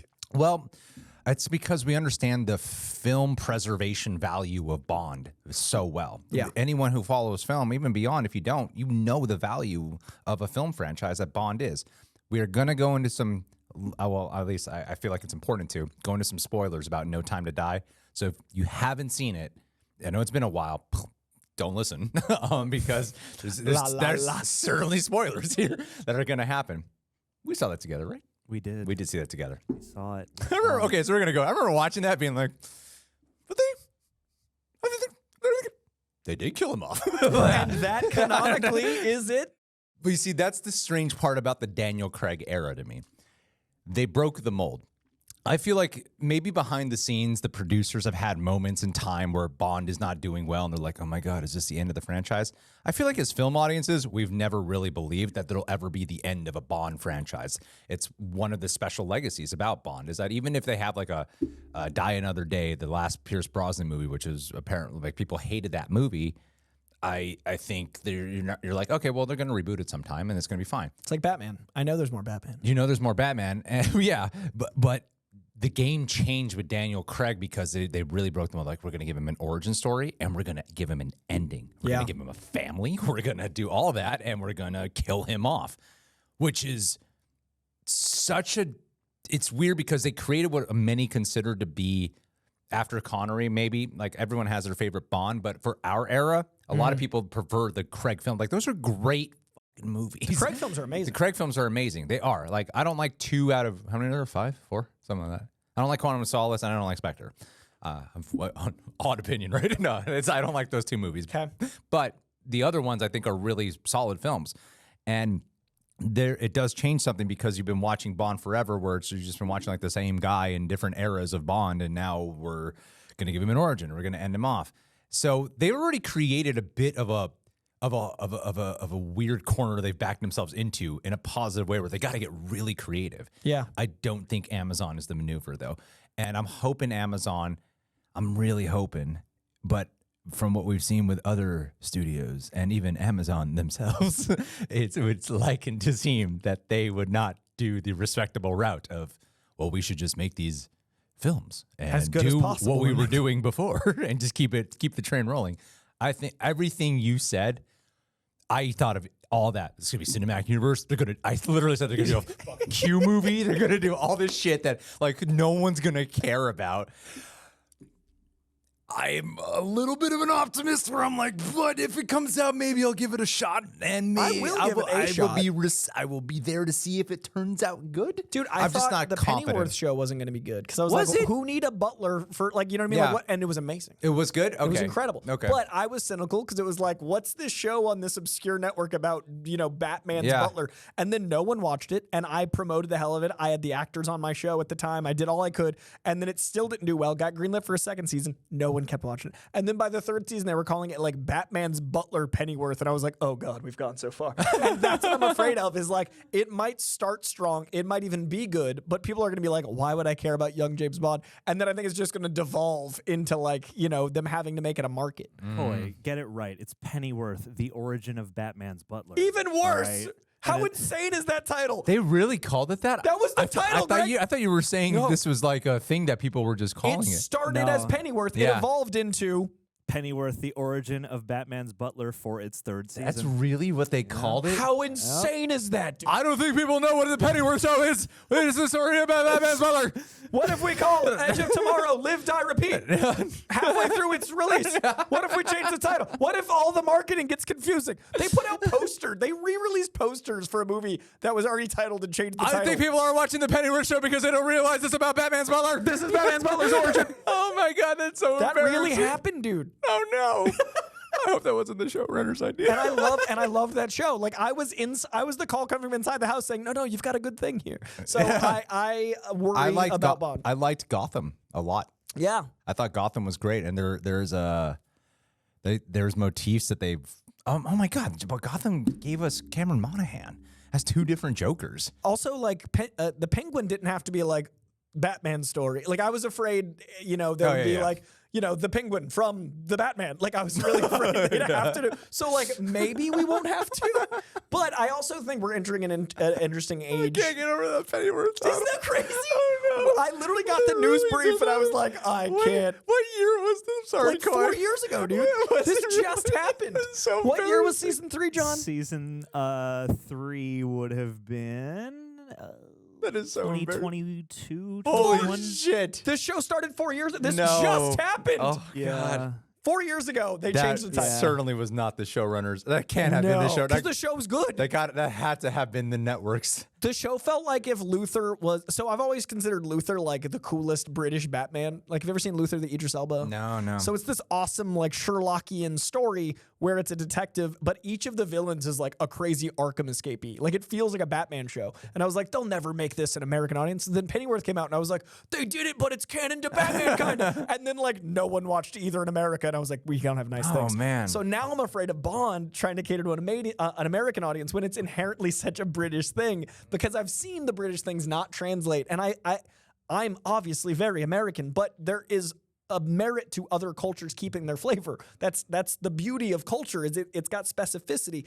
I'm so afraid of the specificity of Bond going away by way of an acquisition by something as crazy as Amazon. Yeah. I'm afraid it's going to lose its flavor. Because as it is, James Bond very much went, hey, that Jason Bourne is doing pretty well. What if we... And like that was walking a fine line. But I feel like a Bourne, if Amazon took on Bourne, I'd be like, all right. They have There's 4 of Treadstone. them. They have Treadstone They and a made billion a friends. Treadstone show that no one watched. Oh, they did. There was a Treadstone show. I don't know about any of This this. is my point. I don't know any of this shit, damn. He is correct. 2019, one There was a season Treadstone- on Peacock. Treadstone, the world of Jason Bourne. That happened. Oh my God. Yeah, the origins of the organization around Jason Bourne. They should do we should just make that a norm now. Just a weird long ass Just title. weird long ass subtitles, so that way you cannot fit at the cinemas. When, Sinister Six, those bad guys from Spider-Man. And then list them. yeah. But yeah, I worry about Bond. I do think it's a money decision. I worry more and more the direction we're going with art. I know, and that's why I think The Rock's decisions are exactly counter to the way things are going. I feel like things shifting into commodity is going to be happening more and more because of the need for escapism. Yeah. I feel like the way the world feels is going to make people go like, I just want to stick my head in the sand. And then it's going to get like simpler and simpler. I think the Amazon really has to pay attention to, again, hate to break it to Rings of Power people. A lot of people love the shit out of Rings of Power, and a lot of people hate it. And I'll give them that a lot of people who hated it before it came out because of women and black people. That's very true. But there's also a lot of people who are like, it's whatever. It's okay. I watched 5 episodes and like I just couldn't stay. Give like, it I 2 tried. seasons. I like the second. Give it 2 seasons. That's such a crazy. That's my least favorite thing in modern pop culture. Can you just, if you give it till season 6, it really turns What around. happened to the art of a good pilot? I give it 3 episodes. I cannot give it a season. So I like season 2 significantly more, kind of by a Happy for lot. But Well, and they just released like And they're gonna be going an ahead, official right? infographic to their Instagram to let everyone know they're doing a big old time jump. yeah, exactly. Smart. They're gonna- Because they are flailing and they have committed to 5 seasons. And they've Yeah. committed $2 billion. Like it's one of the most expensive productions of all time. Well, they have to really learn what happened with Star Wars. I think that's what Amazon has to pay attention. I think Star Wars is the perfect example of that's exactly why I thought of all this Bond shit, because like while there's other properties where they've done these weird spin-offs and trying to do cinematic universes, Star Wars undoubtedly was the one that failed the most, I think, at it. They have completely diluted the brand. Even if they have a great thing like Andor. Yeah. It's waiting till Andor. I mean, before we started rolling, I was like, man, I can't wait till Andor because it's the first thing I'm going to be covering that I'm actually excited for in Star Wars. Yeah. I covered The Acolyte and didn't love it. And I covered Skeleton Crew and it grew on me, but I wouldn't have watched those blindly. Well, Skeleton Crew was not a huge show. No. That is the reality people have to face. Even though I can acknowledge, but people really like it. Yeah, it was better. For people who watched it.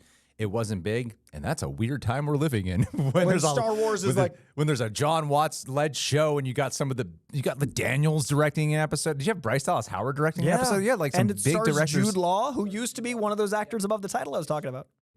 If that was a show that came out around like the first year of this acquisition, it would have been a massive show. But it wasn't. It wasn't a massive show, and Disney has completely tarnished the Star Wars brand. And that's not me saying that everything they've done is a bad thing. In fact, I've liked more than most people have when it comes to Star Wars. I've even liked episodes of The Acolyte that liked people that hated. one we watched together. Yeah, so that, but I can. When Michael Tesler didn't show up, we get the best rated episode. But I can also see that Star Wars has definitely been damaged. It is so freaking apparent, and that was my first inclination. Like, please don't go the Star Wars route. Yeah, please don't go the Star Wars route. And cast well. Like, I think that's what Marvel did so well, building out their universe, was they relied on the talent of the directors, the writers, and the actors. Like, Iron Man wasn't even finished. Imagine if you talked about backtracking versus the basics. If the stories about Iron Man production came out today, the headlines that would oh my god, yeah, like, this was gonna fail to tank. Yeah, we got a guy that can't be hired on TV that was fired from Ally McBeal with a script that's not written yet from the director of Swingers. Pfft, not my Iron Man. Yeah, it's crazy, but I think they trusted then more. I don't know how much Marvel trusts in what their creators are doing, or Star Wars trusts in their stuff. Well, you know, the part of there's one little ingredient when it comes to Marvel, which, by the way, Marvel Council is apparently put 3 projects on pause, and now we're at that section in this chapter of the video. My tangent. Yep. So there's one element. Did you just future edit yourself? Yeah. Did you just whisper? I just need to make the chapter timestamp here because it's hard when you're scrolling. I like that. I was like trying to make it clear as a chapter, and you're like, I will verbally acknowledge the chapter. I just need to say it because I got to go in and find. I'm like, when is this part? Audiobook, turn page to 72. Because there's way more chapters now because there's so many stories. People like it. When it comes to Marvel, remember when the Deadpool Wolverine leaks were like people were taking the photos and stuff? I wonder how much of creativity, like just actual good filmmaking, may have been damaged due to intensity on secrecy. What do you think about that? I think that if there was only one day that paparazzi didn't show up to that set, and it was when Chris Evans was filming his outdoor stuff. And I think that if that had changed, that movie would have been released differently. And I think that's something you have to keep in mind now. And I think that's a really good point. I do think the mental energy, like people are, actually, it ties into what we do. People are always like, all you guys do is talk. There's so much mental energy in thinking and framing. And that's why I like working a desk job is mentally draining because you're actively thinking. I can't imagine doing something creative, which is the most mental bandwidth I can think of, but also having a part of your brain being like, how do we keep it quiet? And so like that would tarnish just because of volume, like just because of like, you know, the health bar of your mind. So I do wonder if they have to do an extra dance, if that hurts the film. But I also think that we should film stuff that is fake. Like I know there was that lawsuit about trailers that has to, you know, feature in the film, but I think the Hulk running in Infinity War is the best moment a trailer's had in forever because it made us theorize. It still represents the movie. Yeah. It's still. But I'm saying we need more of that. They need to fake film stuff. I wouldn't call it clickbait. And we're back. The Batman had stuff that was filmed falsely. Yeah. For paparazzi. Like Zoe Kravitz on the stairs of the courtroom was misleading on purpose. I think we got to do when it comes to trailers. John and I have talked about this a lot. We loved like the old trailers where stuff that was just trailers just shot for the trailer. Yeah, same. I miss those a lot. Same. And the voiceover guy. Yeah, man. In a world where this is what's happening in the trailer, but it's only for this trailer. What were the 3 projects that were canceled, John? It was Nova, Terror Inc., and Strange Academy. I don't know what those last 2 are. Strange Academy would be rumored to be like a Wong-centric show about like a school, like the Kamartage school. Hogwarts. Nova, yeah, here you go. Nova was going to center around Nova, and confirmed by Kevin Feige at one point to be the Richard Rider version of the character. Expensive. And then Terror Inc. I am still pulling up. Have you heard of Terror Inc? Terror Inc. I hadn't heard announced. Actually, don't. That's Strange Academy is a great comic, and Nova's a great character. What's Terror Inc? Like, I don't know if it's a working title or if there's a comic I don't know of. I also wonder if Armor Wars. It's a comic book horror series of comics anyway. It's the one of these that has the least commentary and or preemptive hyping like from anthology Kevin Feige series? or anybody. Yeah, it seems just like a horror-centric. I'm trying to figure out what characters would have been prominent, but yeah. That would have been cool. Well, Marvel Zombies is this year, and I feel like they're kind of shifting away from the specific, like they're going from specific genre back to specific characters, which I think is smart. Like, and I feel like they're going to be leading with a lot of more their A, B, C team as opposed to like trying to bring new things. Yeah. But I think that's all heading towards a big reboot. Sorry, quick update. It would be starring the anti-hero Terror, an eternal entity that absorbs the talents of others through their dismembered limbs. And that's what I mean by obscure characters. Like that, I think they're steering away from like those cuts. Damn, that sounds horrifying. That sounds great. Okay. I mean, how do you feel about these cancellations? Armor Wars, I'm more bummed by than any of the ones that are officially postponed. But like the last time they asked Don Cheadle, he's like, I don't know if you hear anything, tell me. And it seemed really like, it didn't seem like a lawyer answer. It felt like he as an actor was upset because he wanted to do it. Of course. I was really excited for a Cap 4 being the new Sam Wilson journey. And I was really excited for the idea of Armor Wars being Iron Man 4 and Don Cheadle finally getting his due. I feel like Don Cheadle is like super underserved in the MCU. Like if you look at Don Cheadle's acting, the dude is incredible. The dude is an incredible actor. How do you have him in the background all the time? And then after what they did to him in Secret Invasion, I don't feel like any of the roadie performances have served him. No. It's truly showcased his talent. He's just like a likable guy. he just comes and like that's Secret it. Invasion, the first 2 episodes. That's why I like the first 2 episodes so much, because they were like Don Cheadle sitting in Yeah. a chair talking, being an awesome actor, and then like they did the twist and they ruined a lot of stuff. But that is the performance I'd love to see in Iron Man 4, and I thought Armor Wars would basically be that, because it danced between being a show and a movie and a show and a movie, and now I feel like it's just not on the schedule. Last week we were talking about the Marvel television side and how it seems like the MCU seems to not want to elevate or uplift or strongly tie themselves into that, like they're a separate thing. I think in the category of Marvel animation, they're especially like, we want nothing to do with it. You know, animation down here, which is strange to me because it all comes from two of the best things, and this all comes from comics, which is an animated thing. So it's strange how much they distance themselves, and on top of that too, sometimes get huge actors and sometimes actors from the live action to be in there. So it's especially strange to me when they don't elevate the Marvel animation side. Since you're saying strange so much, I do have a correction here. The Strange Academy was going to be set in New Orleans. So Brother Voodoo? Potentially. I mean, it centers on a school founded by Dr. Strange to educate young individuals with magic abilities. Show is expected to focus on Wong. But, I mean, certainly an inroad to those things as well. Voodoo so much. Like Keith Stanfield for Brother Voodoo. That's a bummer, because Strange Academy is a great comic. Chris Pacello art. It's really fun. It feels like Hogwarts and Marvel. It would have been special. And Nova was going to be a show? Nova was going to be like a space cop show. He's kind of like their Green Lantern. Yeah. That's who Brandon Davis wants to play. I've been hearing about Nova for so long. Since Guardians 1. The Nova Corps, we all thought was a backdoor pilot for Nova. You see images in the Captain Marvel trailer, like, is that Nova? No, it's just Captain Marvel. No, it's just a lens helmet. Flare. It's a helmet. There, yeah. Yeah. But since Guardians 1, which was 2011, I'm surprised they're not. They're it's expansive. you think Cosmic that's space stuff. I think James Gunn found a really unique balance of applicable and cosmic, and I think that's going to be hard to match, and Nova would have to. I guess what I'm trying to get at is there an emotional response to any of these that you feel? Because I'm kind of like, okay, I'm not really I'm not bummed. Like, that would have been nice. Strange Academy I have a little bit because I'm connected to the comic, but I think it's interesting. My strongest emotion is about one that wasn't mentioned. Yeah. You asked, and I'm like, Armor Wars? Clearly, like, these three weren't high on my radar. Granted, like I said, Brandon Davis is like the Novaist of guys. Like, that's his Spider-Man. So I'm sure he's affected differently, but I never connected to... I didn't connect to Cosmic Marvel except for Jim Starlin's comics until what James Gunn did to get me into the Guardians mindset. Like that is way. I like cosmic when it's very specific. General cosmic comics aren't my thing, and Nova's always pretty cosmic. Well, it seems like with Marvel Television, from the amount of promotions I am avoiding for Daredevil Born Again, I haven't seen anything except that one image. I'm happy to see it, though. Happy Good Morning America. They're releasing exclusive clips there. I'm happy about the extra trailers that they're getting. Like, they're really pushing it. And to me, it's exciting to see them actually treating it like this is something people must watch. Yeah. This is important. And I like that they're doing this for a television show.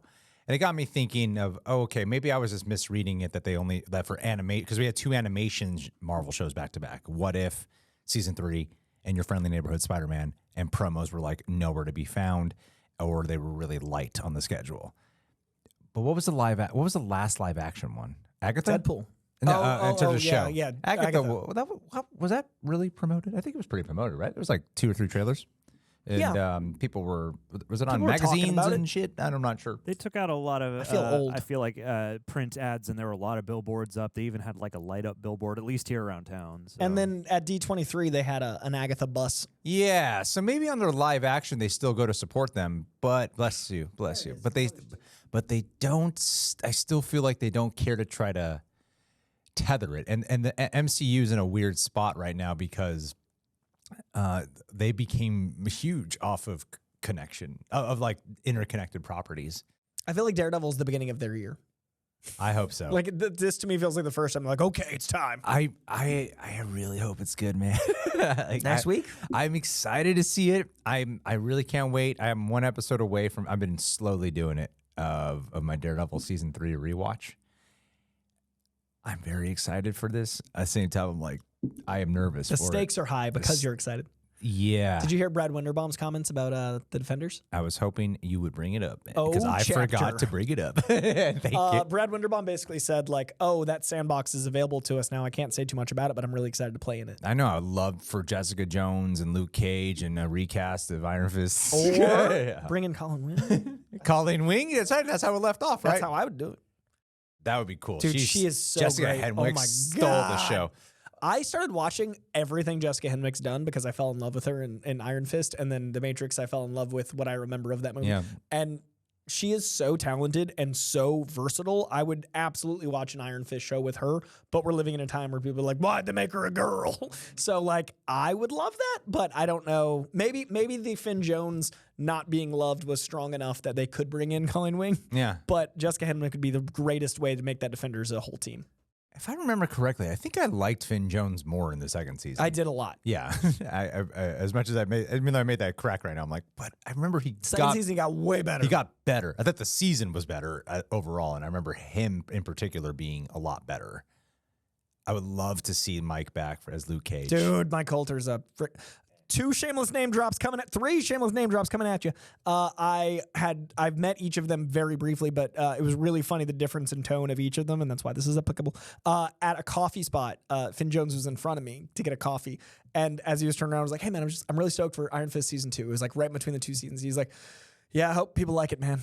And like, that has stuck with me for years to the point where now I hope he gets it back. I really feel bad about that But, joke. yeah, but like that was how many years ago? It was between season 1 and 2. And I've thought about that every time someone's been aggressive about the show. I'm like, he saw all that, and like he was so I talk so sad. much about wanting to be respectful, and then I'm like, I just did the thing. Because they're people. Yeah. But and then Mike Coulter I ran into at a grocery store, and we were talking, and he's such a big dude just as a person. And we've got a mutual friend, and I brought up the friend, so there was a little bit more comfortability than just like at grocery store.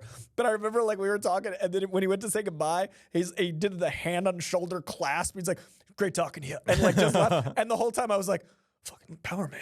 Like there was such a presence to the dude, but he read the comics. He was invested in the music. He was invested in the journey. He like had everything with the showrunner. So it was really funny with Finn Jones just being like, "We'll see, man." And then Luke Cage being like, "This is the data. This is what I'm doing." And then the last of the people I met was Kristen Ritter, who was at a place in the Valley with an entire like bunch of biker dudes. Like she was with like 8 bikers. And I was like, she's even cooler than Jessica Jones. And I was actually too intimidated to even say hi. But it was really funny because like each of them felt like their Defenders so much. Because even like Iron Fist has this like, yeah, I'm just trying to get by, which isn't in the comics. So I'm hoping they can fix the things to make it MCU-wise, to make these actors These actors did it before the MCU was as big as it was. I would love to see them get the same level of like rah-rah. Do you know what I mean? Like, because a lot of people just focus on Daredevil. And that's what I want for each of. That's why I bring these things up. Is each of them. If you run into Charlie Cox on the street, he's been called Daredevil 82 times that day.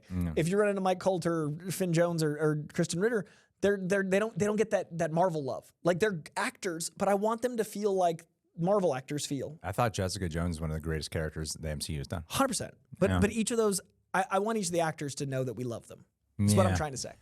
I would love for Jessica Jones to come back, especially. And I remember, it's weird. Like, I haven't talked about the Defenders in years. I remember the Defenders being a bit of a disappointment, right? Like, the general reception was a bit of a disappointment. I liked it because it was the most comic-y thing. Like, they did all the lighting where it was like in the color of their comic, and like they did the giant ninja fight. Like, I liked the Defenders, but nobody talks about it.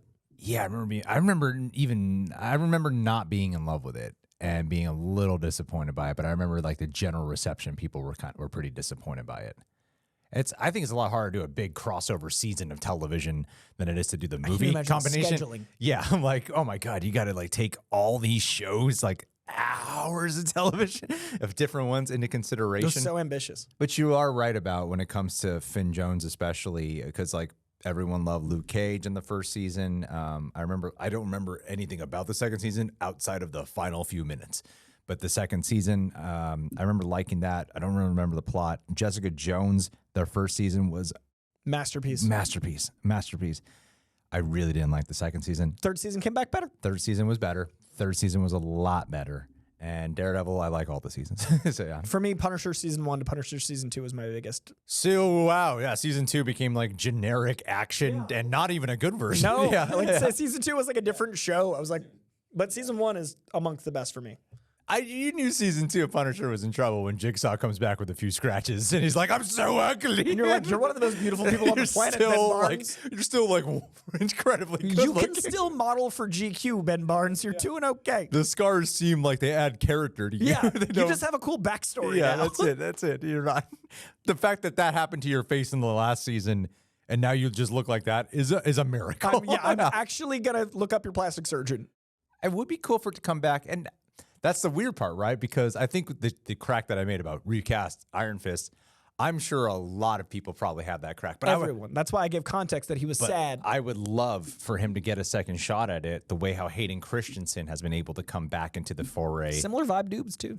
I think they're a great comparison because of that. Like, Hayden Christensen was maligned. People did not like him in those prequels. I mean, I know there's people typing like, I liked him right away. Well, there was a lot of people. You were 7. Yeah, right? There was a lot of people who hated the shit out of this Darth Vader guy. And years later, the love came around for him. Yeah. And I haven't seen that love pop. It's not as popular as Star Wars. I haven't seen that love pop up for Finn Jones. And I don't see that love for Mike Coulter or Kristen Ritter as strong as it should be. But I think if you have Daredevil back, you have Wilson Fisk back. I think if you do bring Jessica Jones back, it has to be Kristen Ritter. I think that's what the fans would expect. Yeah. I think same thing with Luke Cage. Better get some coffee. So I think you gotta get Iron. If you're gonna do Iron Fist, you got John Bernthal back as Punisher. If you're gonna do Iron Fist, I think it has to be Finn Jones. I think one of them pops up in the show. If you're gonna do Danny Rand, I think it's Jessica Jones. I think so too. I feel like it would be Jessica. I think at least one of them pops up in Daredevil, and that paves the way. Because That'd be this crazy, is our right? last time to shoot that shot. We film one more time before Daredevil, I think. Yeah. So yeah, that's my bold prediction. Yeah, then we'll just put that in the thumbnail right away. Oh, there we go. We won't wait a day or two. No, we'll just clickbait. Coy predicts Jessica Jones We Daredevil. should just put her in every thumbnail. Yeah. Even if she's not in it. Even if we're not talking about it. Yeah. When we talk about the Odyssey, And then we'll come Jessica on, Jones. Then we'll come on here and we'll say why it's not clickbait. Yeah. People lie. love it. And we'll lie. Jasmine was like, "Are you guys going to talk about being angry at the internet again?" I was like, "Probably." I thought we were we weren't like pissed. No, I thought but we it's were, like yeah. it's like a running. We are very like aware of the last weeks. Yeah, but I think we're just more comfortable in our own skin, and we're not like we must go on the defense. We're No, just, I'm more comfortable now. But yeah, but I think it's funny because I like the organic nature of the internet, like call and response. Do you want to talk about the Odyssey before we close out? You I want to talk about do. that? All right. Okay, 'Cause so I don't it's- have much thoughts about it. It looks like a cool image, and I'm there for Christopher Nolan. Yeah. Fair. It is a single image. It is of Matt Damon as Odysseus. It doesn't do a whole lot. The image itself is awesome. The suit looks great. It is technically the more In the Odyssey itself, he is described as wearing a helmet with tusks. This is a more traditional Roman war helmet. Roman war helmets are like the favorite thing of costume designers with that big broom top. Like Is he going for realistic? No, that's the I think it's going for the general Roman archetype versus the Odyssey, which is a very specific helmet. I'm hoping he gets to evolve into the Odyssey helmet. Then this is all very like Greek history nerd stuff. I love the Odyssey. But what I thought was interesting was this movie is so hyped and so big that a single image has people talking about it to scale, but it's also so big that Universal accidentally copywrote themselves. What do you mean? Like, you know the copyright strikes where they take down images on YouTube videos?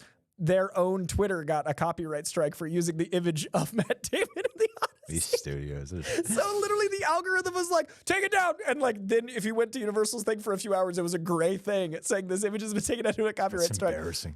It's two things. One, embarrassing. Two, I don't think we've had hype for a movie that wasn't based on a comic this big in for like Wicked maybe. But like the fact that Universal, the image is so everywhere, they're copyright striking an image even themselves is how big this movie is going to be. And I think that's really interesting because this is the oldest story. The Odyssey is literally like one of the first stories. This is like making the ultimate comic book movie. This is the biggest adaptation of the first story, and it's already causing copyright strikes from a single image. He's done historical movies, but his only period piece film was The Prestige, right? Dunkirk. I mean, yes, those are a period. When I think when I hear the word period piece, I think of something like what I see in the image of the Odyssey. Oh, okay. You know, like Oppenheimer is a period piece. Right. Dunkirk is a period piece. Yeah, everything that isn't from now. Anything that is, I mean, Inception is now. I'm sure there's a lot of people who would consider those. Yes, they are period pieces, but in terms of like hundreds of years ago or thousands of years ago, I think Prestige was the only one of like a completely different type of time period where even the language was very different. Yeah, like following Memento, present day, Inception, present day of the time, obviously Batman. Does Odyssey, I've never read the book, believe it or not, does it deal with time in some way? It takes place during a time. It's not like time travel. I appreciate that. I don't know what you mean. That was What do you mean? Does it involve well, time? all his movies deal with time in some way. That as like an action. Yeah, well, I mean, you wouldn't say that with Oppenheimer initially, but then when you watch the execution, it deals with the before the bomb and after the bomb. There's a lot of passing of time as being an impactful thing. In and Prestige, Odyssey. Prestige has a weird element of dealing with passage of time. Memento is obviously purely time. And then Tenet is time. I wouldn't really call that with like I think Nolan is the master at multiple things happening at once and intercutting between. You see that in The Dark Knight. You see it in The Dark Knight Rises when there's like an intensity and you're cutting to like several different plot lines. Yeah. And like the montage of the Hans Zimmer music and shit. I think he's the master at editing at crafting those scenes together. It'd be interesting if he used the poetry of Homer, which is the writing, to play with time or like sequence, like you're describing sequencing. It'd be cool if he did some like sequencing stuff that we've never seen in the Odyssey adapted. Is it fantastical? Yeah, dude. So it's like a Cyclops and shit, right? Yeah. Okay. Yeah. And like they're shooting it practical. I mean, obviously not Cyclops, but like they built. You don't know. They don't know. You don't know. They shot a nuke practical at Jason, but they built like the town and stuff. Like the Trojan horse is actually like hundreds of feet tall. That's gonna be like amazing. They built like a hundreds of foot Trojan horse. Nolan is the director he's our new. I mean, James Cameron's alive. It's like you go through eras, right? Where you're like, anything Steven Spielberg does, it's going to be huge. It's Steven Spielberg. And then James Cameron does, he still has that affect because he doesn't make that many movies. But Nolan is that of our generation. Actually, gang, they are building a mechanical Cyclops for this. Yeah. Really? I'm sure they would be sweetened, but Like that's Jurassic I Park remember style. seeing that piece of news drop the other day. That's so Oh, exciting. cool. Thank you. I also I want to commend Sir Christopher Nolan. He was knighted for using his blank check to make this story. I think it's like after you make $1 billion documentary type film, it's insane what you can get away with. I love that he's doing the first story. And that's what Will Smith is not doing. This is the opposite of that, yeah. That's my point. It's like he won an Oscar and he finally got the big trophy and he's like, all right, let's go bigger. Hancock too. yeah, no. Oppenheimer is from Oppenheimer to Odyssey is it sounds like even a bigger, more daunting challenge. I can't even imagine trying to adapt the Odyssey. Like I'm more excited for this than I am most things. Like, I mean, imagine it spans a lot of time, right? Yeah. And also the cast is like, I love that everybody's like, Tom Holland's leading it. And I was like, he's not playing Odysseus. That also is a nice thing about the Matt Damon image. Like that's Odysseus. Like Yeah. we know who's leading this thing now. Well, it's like he can ask any actor to be a part of this. I'm sure anyone who gets into the Nolan crew is happy. Is Josh Hartnett in it? Hope so. I don't think he's been announced, It'd be but cool. he was so good in That's my Oppenheimer. first dude. thought. He was so good. Is Josh Hartnett? You're like of all the Is he Chris part of the Nolan actors, Nolan? like, "Oh." Is he part of the Nolan camp now? I want Guy Pearce back, dude. Guy Pearce hasn't worked with him since. Yeah, why Reinventing. hasn't Tarantino worked with Travolta? Yeah. There are some cases. Why did Scorsese never work with Ray Liotta again? Like there are things that I think about with these actors. Like you see them constantly coming back, but sometimes not. Sometimes they just don't. Especially when it's a lead like Guy Pearce, who's so good in that. That was like I mean, I never saw his first one, Following. I never saw it. I haven't either. Yeah, I don't really care to. We do have a number of confirmed castings for this movie, but it does not include. Who's the whole cast? What I have listed here is currently Tom Holland, Zendaya, Mia Goth, Elliot Page, Anne Hathaway, John Bernthal. I worked with Elliot Page in Inception. All right. Charlize Theron, Benny Safdie, John Leguizamo, Himesh Patel, Samantha Morton, Bill Irwin, Lupita Nyong'o, Corey Hawkins, Will Yun Lee, and Nick E. Terabay, as well as Matt Damon. The other thing too is that what Nolan is great at doing is even if his movies are hype every time. They're hyped up every time. And there's always an element that lives up to the hype, even if you're not in love with the story, the theater experience. Second to none. Exactly. No matter what, he's gonna deliver the goods on the theater experience. I hope the ArcLight is open in time for the Odyssey. Yeah. Like I've been thinking about what theaters I want to see the Odyssey in. I'm that excited for the theatrical experience. I feel like Tenet is his best action scenes, and I don't think that like the movie. I don't feel like is definitely not my favorite Nolan movie. As a movie, it's not. And the second time I watched it in Universal IMAX, I loved it way more because I got the full experience. Did you watch it for the first time at home? No, first time I watched it, I saw it in theaters. Okay, good. And I didn't know. It was in the pandemic. I didn't understand a goddamn thing. That movie. So I don't know what the hell I we're talking. rented a theater. That was my birthday. I rented a theater during the pandemic to watch it. Oh, that's nice. That's because they were doing that for like negligible money to keep open. Nice. So it was awesome. I got to like $15 a person, have the whole theater for pandemic safety to see Brilliant. Tenet. It was awesome. When's the last time you saw it?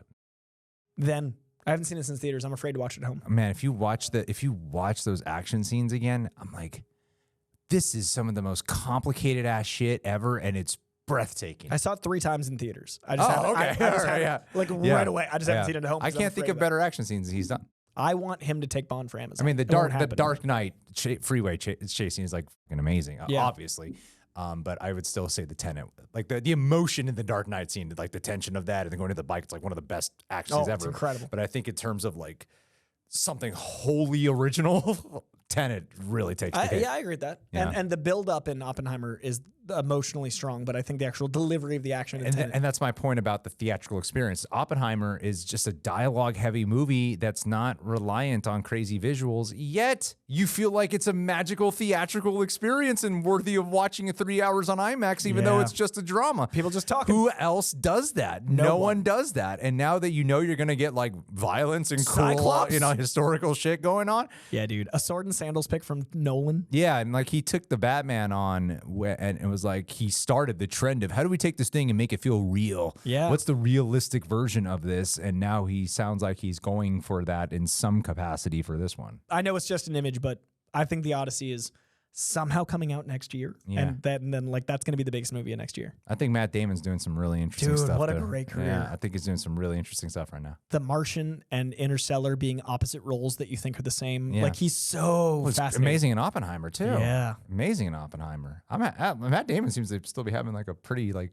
he's one of those actors who's like still delivering. He's on like a lifetime run. Like he's got like a Robert Redford career where you're like, and it's still going. Like he's still good. He might not be like the leading actor name that's gonna sell like But for me, he big is. tickets, but you put him in the right movie and he's still gonna kick so much I'm ass. so glad he's working with Ben Affleck so much again. I know they're really so ever happy. since post DC, they're like, we gotta Let's just team up. gotta Well, they did Air together. back to and basics. They, Yeah. they formed a production company together. yeah. And there's another movie. the Artist that Equity they did I haven't together. seen any of their shit. they've done Dude, if since- you've never yeah. seen Air, I haven't seen Air. Air is one of my favorite movies of the last 5 years. Air is amazing. I haven't seen it. I have to watch it. And there's another one Ben Affleck just directed, right? That Matt Starring? Damon's starring? Yeah. But do you know about what Artist Equity is? It's not the same as what was the Greenland project they were doing? No, before? Project Greenlight got messy. Artist Equity is they did a production company where once the funding has been raised, they put it towards the movie and you get your certain amount of pay, but then everyone, including like the gaffers, the lighting guys, everyone gets a cut of the film's profits.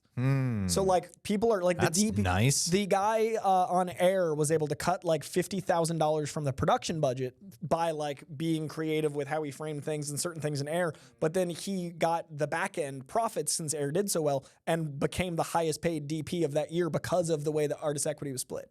So it's actually paying artists. Like I love everything about what Matt and Ben have built. What I'm waiting for, here's where I would like to end it. When I saw that Dunkin' Donuts commercial. Dunkings! Which Ben Affleck directed. Did he really? According to IMDb, I was trying to figure out what this Matt Damon movie is. And yes. That is going to further support what I'm about to say. Why is Donnie Wahlberg not in the conversation to be a part of this whole band of Bostonian I want it people? so bad. As a Bostonian, I want the Wahlbergs, any of them, but especially Don. I feel like Donnie is slept on so much. He's so funny. And like just the fact that he showed up, I think I was like, Donnie Wahlberg. He got a Marvel post-credit scene. Donnie Wahlberg got like a pop, and I was like, it worked. It's Donnie Wahlberg. And exactly.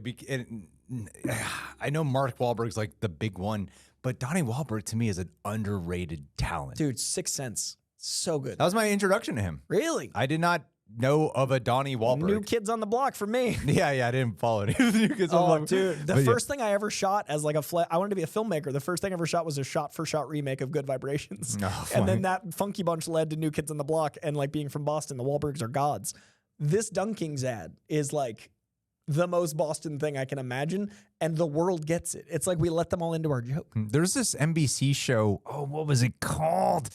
It starred Donnie Wahlberg, and I rarely watched NBC dramas when I was younger. And God, what was it? It had the guy from Forrest Gump. Boomtown. Boomtown, that's the That one. was an underrated show. Boomtown, Donnie Wahlberg's in, and of course the Saw franchise. Donnie Wahlberg's the shit. 100%. And I wish he would. I wish he was elevated more in this. And so the fact that Ben Affleck threw him in there at the end of the Dunkies, So I'm like, good, does dude. this mean we'll get Donnie Wahlberg part of the loved mix now? that commercial so much that I immediately watched your guys' reaction to it. Oh, really? Like, Yeah. I never go like, what did other people think? I literally finished a 6-minute commercial and I was like, I would like it to be 12 minutes. Yeah. And I watched you guys react to it. It was so good. Oh, man. Dunkings. Dunkings, baby. Can't get Dunkin' Donuts for another couple more months, but I will go there. But it did do a good job, though. I don't know. Like it made me want to buy it. They got rid of my favorite drink about 5 years ago, and I have since shifted my entire career goal to be famous enough to get a drink named after me so I can bring my favorite drink back. Like, it's that level of miss. I think of this drink every day. It's called a Dunkachino. It was half hot chocolate, half coffee. Isn't that the Al Pacino drink? They spoofed it in the Adam Sandler movie, but it literally was half coffee, half hot chocolate, but it was blended in a machine together. So if you do them separate, it doesn't taste as good, but they had it frozen and hot, and I would drink it like every day before high school. Dunkachino. Dunkin' Donuts sponsor us. Bring it back. Dunkachino. I've never seen that movie. Is it any good? I think Al Pacino was really funny in it. All right. I think he was really funny. But then again, I saw it when I was younger. Yeah, I'm always scared to go back and watch comedies from when I was in my teens. John, what's the runtime on this? It is about an hour and a half. Perfect. I have a couple stray facts for you. Please. Robert Pattinson also confirmed for the Odyssey. That's right, yeah. And the Odyssey takes place over about 10 years. It's the poem itself is divided into 24 books. So I have a feeling there's plenty for him to cut around and be timey-wimey with.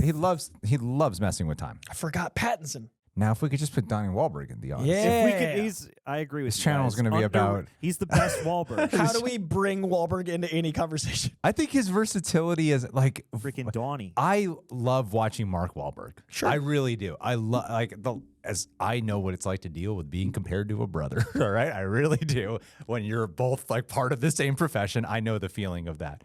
And I don't want to tear down one to elevate the other. That's not what I want to do. Okay, how do I say this now that I just set myself up to look like a good guy by saying that? How do I keep myself elevated while not disparaging? Yeah, because I was like, but the thing I was about to go But into also Donnie. is going to sound like the exact opposite thing of what I was about to say. I just think like Mark Wahlberg, when he did Boogie Nights, that's when I felt like this guy is an amazing talent. He is an incredible actor. And then he kind of does like variations of the tough guy. That's why I loved him in Father Stew, which is like a super Catholic movie. It's called Father Stew. It's him and Mel Gibson, and it's about a guy who. It's a true story of a man who went from wanting to be like an actor, just moved out here, and then he found himself into the priesthood. And Mark Wahlberg really committed to the role. He gained a shit ton of weight. The mark of committing to a role, you lose weight or gain weight. And I thought he was incredible in that film. And that's why I wanted to see Flight Risk. I'm like, it looks like he's having a fun time being some psychopath. Sure. Did you go see it? I have not seen it. We should react. We should react to it. I skipped it to react to it. I want to see it real bad. Looks like a fun movie. And but to me, I felt like Donnie Wahlberg never lost the versatility. Whereas, like, it kind of makes sense to me because Mark Wahlberg became the epitome of that Wahlberg. He became a huge guy. Yeah, he's a huge actor. It's like The Rock we were talking about, specificity. Exactly. Generally, you become typecast and you play to your strengths, you tend to the roles. So, of course, makes sense. And I'm sure there's a bunch of Mark Wahlberg roles that perhaps I'm completely forgetting about because I like him in comedies a lot, like the Daddy's Home films, the other guys. I love him in comedies. Four Brothers. So good in Four Brothers. Oh, it's good. But then again, it's like Invincible. It's like a tough guy role. Oh, Invincible. I haven't seen Invincible. So good in Invincible, dude. I guess there is some Mark Wahlberg films. He's catch up on. fantastic, man. Yeah. I love Mark Wahlberg. But Donnie, I think for some reason, he's kind of like the Luke to the Owen. You know, 100% great example. Because Luke Wilson has his own thing. It's not like Donnie Wahlberg's not working. Yeah. It's just why isn't he equal name, but as the versatile versus the movie star? Exactly. Because there are actors, there are movie stars. They both are very important to the ecosystem. Yeah. I want Donnie Wahlberg's name out there. Is there an example of siblings who work, but they don't work together a lot, but they're both like pretty much equals? Charlie Sheen and Emilio Estevez. I think Charlie Sheen's exceptionally more famous than Emilio. But he's Estevez. the movie star to Emilio Estevez's actor. That's true. That is true. You see, with parents and Jeremy children, London is fine. and Jason London, I didn't realize were different people. Okay. They're twins. One of them is in Mallrats. Is there a brothers dynamic that I'm like? Owen Wilson, Luke Wilson's really close. But Owen Wilson's exceptionally more famous. Exceptionally. Yeah. I think anyone could agree on that. Hmm. It's a hard one to find. It really is, especially just off the dome. Like, who are brothers? A quick Google search. The Wayans brothers, actually, I feel like a lot of the Wayanses, they're pretty good at. That's a good example. Of being pretty all right with each other and being equal. Oh yeah, I mean they're always together. I feel like the Baldwins don't often. Stephen. Stephen is definitely more famous than And then Adam Baldwin. Adam. Shirley MacLaine and Warren Beatty were famous siblings, according to specifically this, for who didn't work brothers together. or sisters. The Arquettes. Well, yeah, then you got. Yeah, Patricia. Because like came Maggie Rosanna. and Jake seem to get along really well, but they get completely different roles. all the Skarsgård. The Skarsgårds. That's the one. That's the one because they are two very different types of actors, and they both get a lot of work, and they're both loved. There's the jock and the theater kid energy. Yeah, but Alexander Skarsgård, I like Big Little Lies. Is that the show he was on? Big Little Lies? Not Pretty Little Lies is the other show. Big Little Lies is the HBO one, right? The one with Nicole Kidman and Reese Witherspoon. Oh yeah. Yeah, he was excellent in that. In Godzilla versus Kong, the first one, I think him as a scientist, surprisingly really believable. Northman than Nosferatu. Robert Eggers with each of them. Yeah, that's crazy. I love that. He just swapped brothers. My favorite thing about that, when I was watching Nosferatu, I just started laughing at, because Alexander Skarsgård is known as, like this really sexy buff guy. And he gets the Northman, where he gets to be nude and badass. And then he's like, I'm gonna work with your brother now. We're gonna cover him in makeup. So he's gonna be frail and gross. You'll see him naked too, but it ain't gonna be pretty. You won't like it. It's the complete opposite thing. You also have Dakota and Elle Fanning, Kate and Rooney Mara. That's fair. Oh yeah, Kate. That's good. That's Great fair. That's example. really good. I think the Skarsgård's still probably the best one. Another great, I think Skarsgård's the bar. Another great Mark Wahlberg movie, Shooter, with Kate Mara. Oh yeah. That's He had a great run. Seen.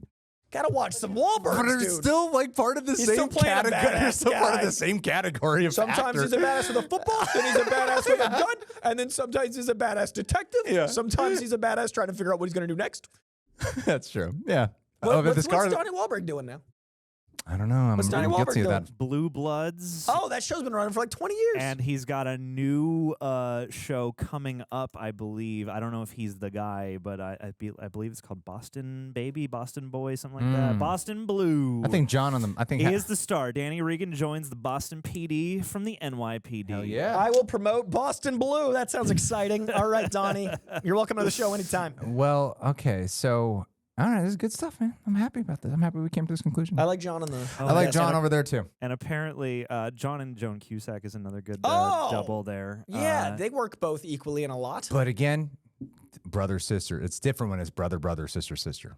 Because then you get like you have a chance of auditioning for same roles and Right. competing and Ben and Mary Casey, Kate and Ashley. Ben Rafe and, Ben and Joseph Casey. Fiennes. Oh my God. Oh yeah, we're talking about Boston. Yeah. They're both in the Doug King's ad. Yeah, oh my God, what I taught you. And Casey won an Oscar and everything at a time when he was loved. Rafe and Joseph Fiennes. I mean, Oh. Joseph is Shakespeare in Love, so I mean, like not his name notable, Ray but Fiennes is way more, he's yeah. out here. He acts. And then I one's just Voldemort. discovered through researching this that Beanie Feldstein and Jonah Hill are siblings. Isn't that which crazy? blows my brain. But Because yes. she basically played the Jonah Hill role in the Superbad like remake. Oh, really? Okay. Well, shit.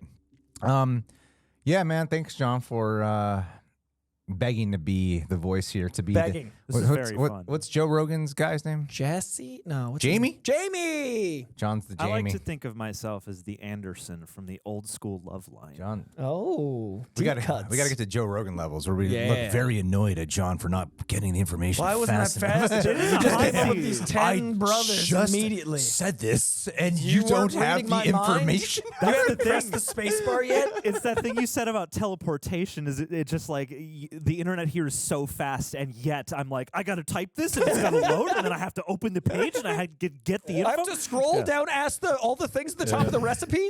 I don't care about where you had dinner. It's a good challenge. Thank you, John, for helping out here. Because I found myself like I took off my Apple Watch and I put my phone in airplane mode because Whoa. I became aware of like even if I'm not checking, I'm aware like if there's a buzz, like am I missing something? yeah, There's news? Then I'm distracted, and I was like, I don't want to have my laptop open. So I think all the news broke before we started filming. Today was crazy for news. I feel like we're safe. a lot of news. We did it, and we had our tangents. This is a fun one. This might have been my favorite one we've Yeah? had. Nice. Yeah. Feel good. Maybe not the most lifey one. The last one definitely wasn't. But good enough life. We talked about Coy's name dropping problems. Shameless. Out here just didn't even mention my Wahlbergs and my The responses to last week. It's a good podcast. Good podcast yeah, today. this was fun. I love doing this show. What'd you guys think? I don't know what I'm going to title this. We'll make it something clickbaity. Yeah. Is The Rock doomed? The Rock versus Will Smith. Hey, that's not bad. That's actually not bad. Whose career is more over? Yeah, that should really. That's how it becomes clickbait. Now I'm going to rebel against those people and be like, you know what? Fine. Everything's clickbait. Now we're going to go super negative just to piss you off. It's gonna do more views. We're not those people. It would. It would. If you just listen to the content versus looking at a title. Anyway, thank you guys so much for being here. If you made it this far, we're going to be at Multi-House, which is taking place right here in this one room. Multicon. Multicon. All benefits go to the Los Angeles wildfire recovery. It only took me 4 weeks to remember to say that, and it's an exciting time. It's going to be wow, there's a lot of, I don't want to say how many, but it's way more than I thought we could fit. Oh yes, that number alarmed me as well. We're just going to be like really tight quarters. It's really nice to meet you. Yeah, like can you just squeeze past you because I got to go to the panel now. Breathing your air. Breathing all your air. We're all going to be hovering in pods. Yeah, Literally. Yeah, what are we The gonna most do? beautiful space of fullness I'm about to experience Saturday. It would be kind of cool to if I know we're going to be really busy that day because you have a panel, I have a panel. And then we got the Real Rejects panel. But Yeah. if this is open, if people were wanted to come in, it would be like, this is where we film this. That'd be pretty cool. That'd be dope. Yeah. Just a little guest spots. Yeah. And 10 minutes each, put it in a compilation. It's freaking boring. I'm like, oh my God. You people, I just don't know what we're doing. Are we filming the We're panels? doing a clickbait show right Yeah, now. come on. This show's called Clickbait. We couldn't think of the name of the show. We're calling it Clickbait. Real Rejects clickbait. I just discovered this afternoon that apparently everything, the entire con will be streamed from our YouTube Oh, channel. yeah. I learned this recently too. Everything. I don't know why I haven't mentioned this publicly. I might have to go I in just tomorrow to help figure that out. I just asked. I didn't even know when I'm going to be filmed for a thing that's airing. Yeah, it's going to be live streamed on the Real Rejects. Oh, that's exciting. But, we want people to show up. So it's Yeah. so So don't- now you know. So don't count on that stream. Yeah. I didn't everything could say go it. awry. I didn't say it because of I want to make sure that we can pull it off first. That's true. Before I make some massive announcement, and I'm like, sorry, we're not able to watch it now. You know. So yeah, that's why we put this 2 hours into this podcast. That's when the announcement comes.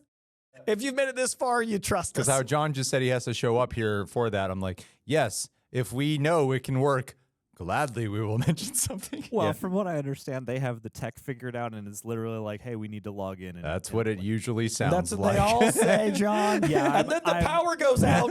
I had a miniature, just whole experience inside my chest, and then I was like, you know what, one way or another, Yeah. it'll be fine. And then the studio floods, John. And the pressure is off of me in that case because all I have to do is arrange to get things connected to YouTube. For sure. I'm excited. Saturday, guys. Thank you so much. Thanks, Coy. Thanks, John. Thanks, Michael over there. Hey, Dude, buddy. Michael joined Mike. halfway through. We did it. Dude, We did it. just a hand for me. And thanks to Preserve and thanks Multihouse for letting us borrow this spot. See you guys.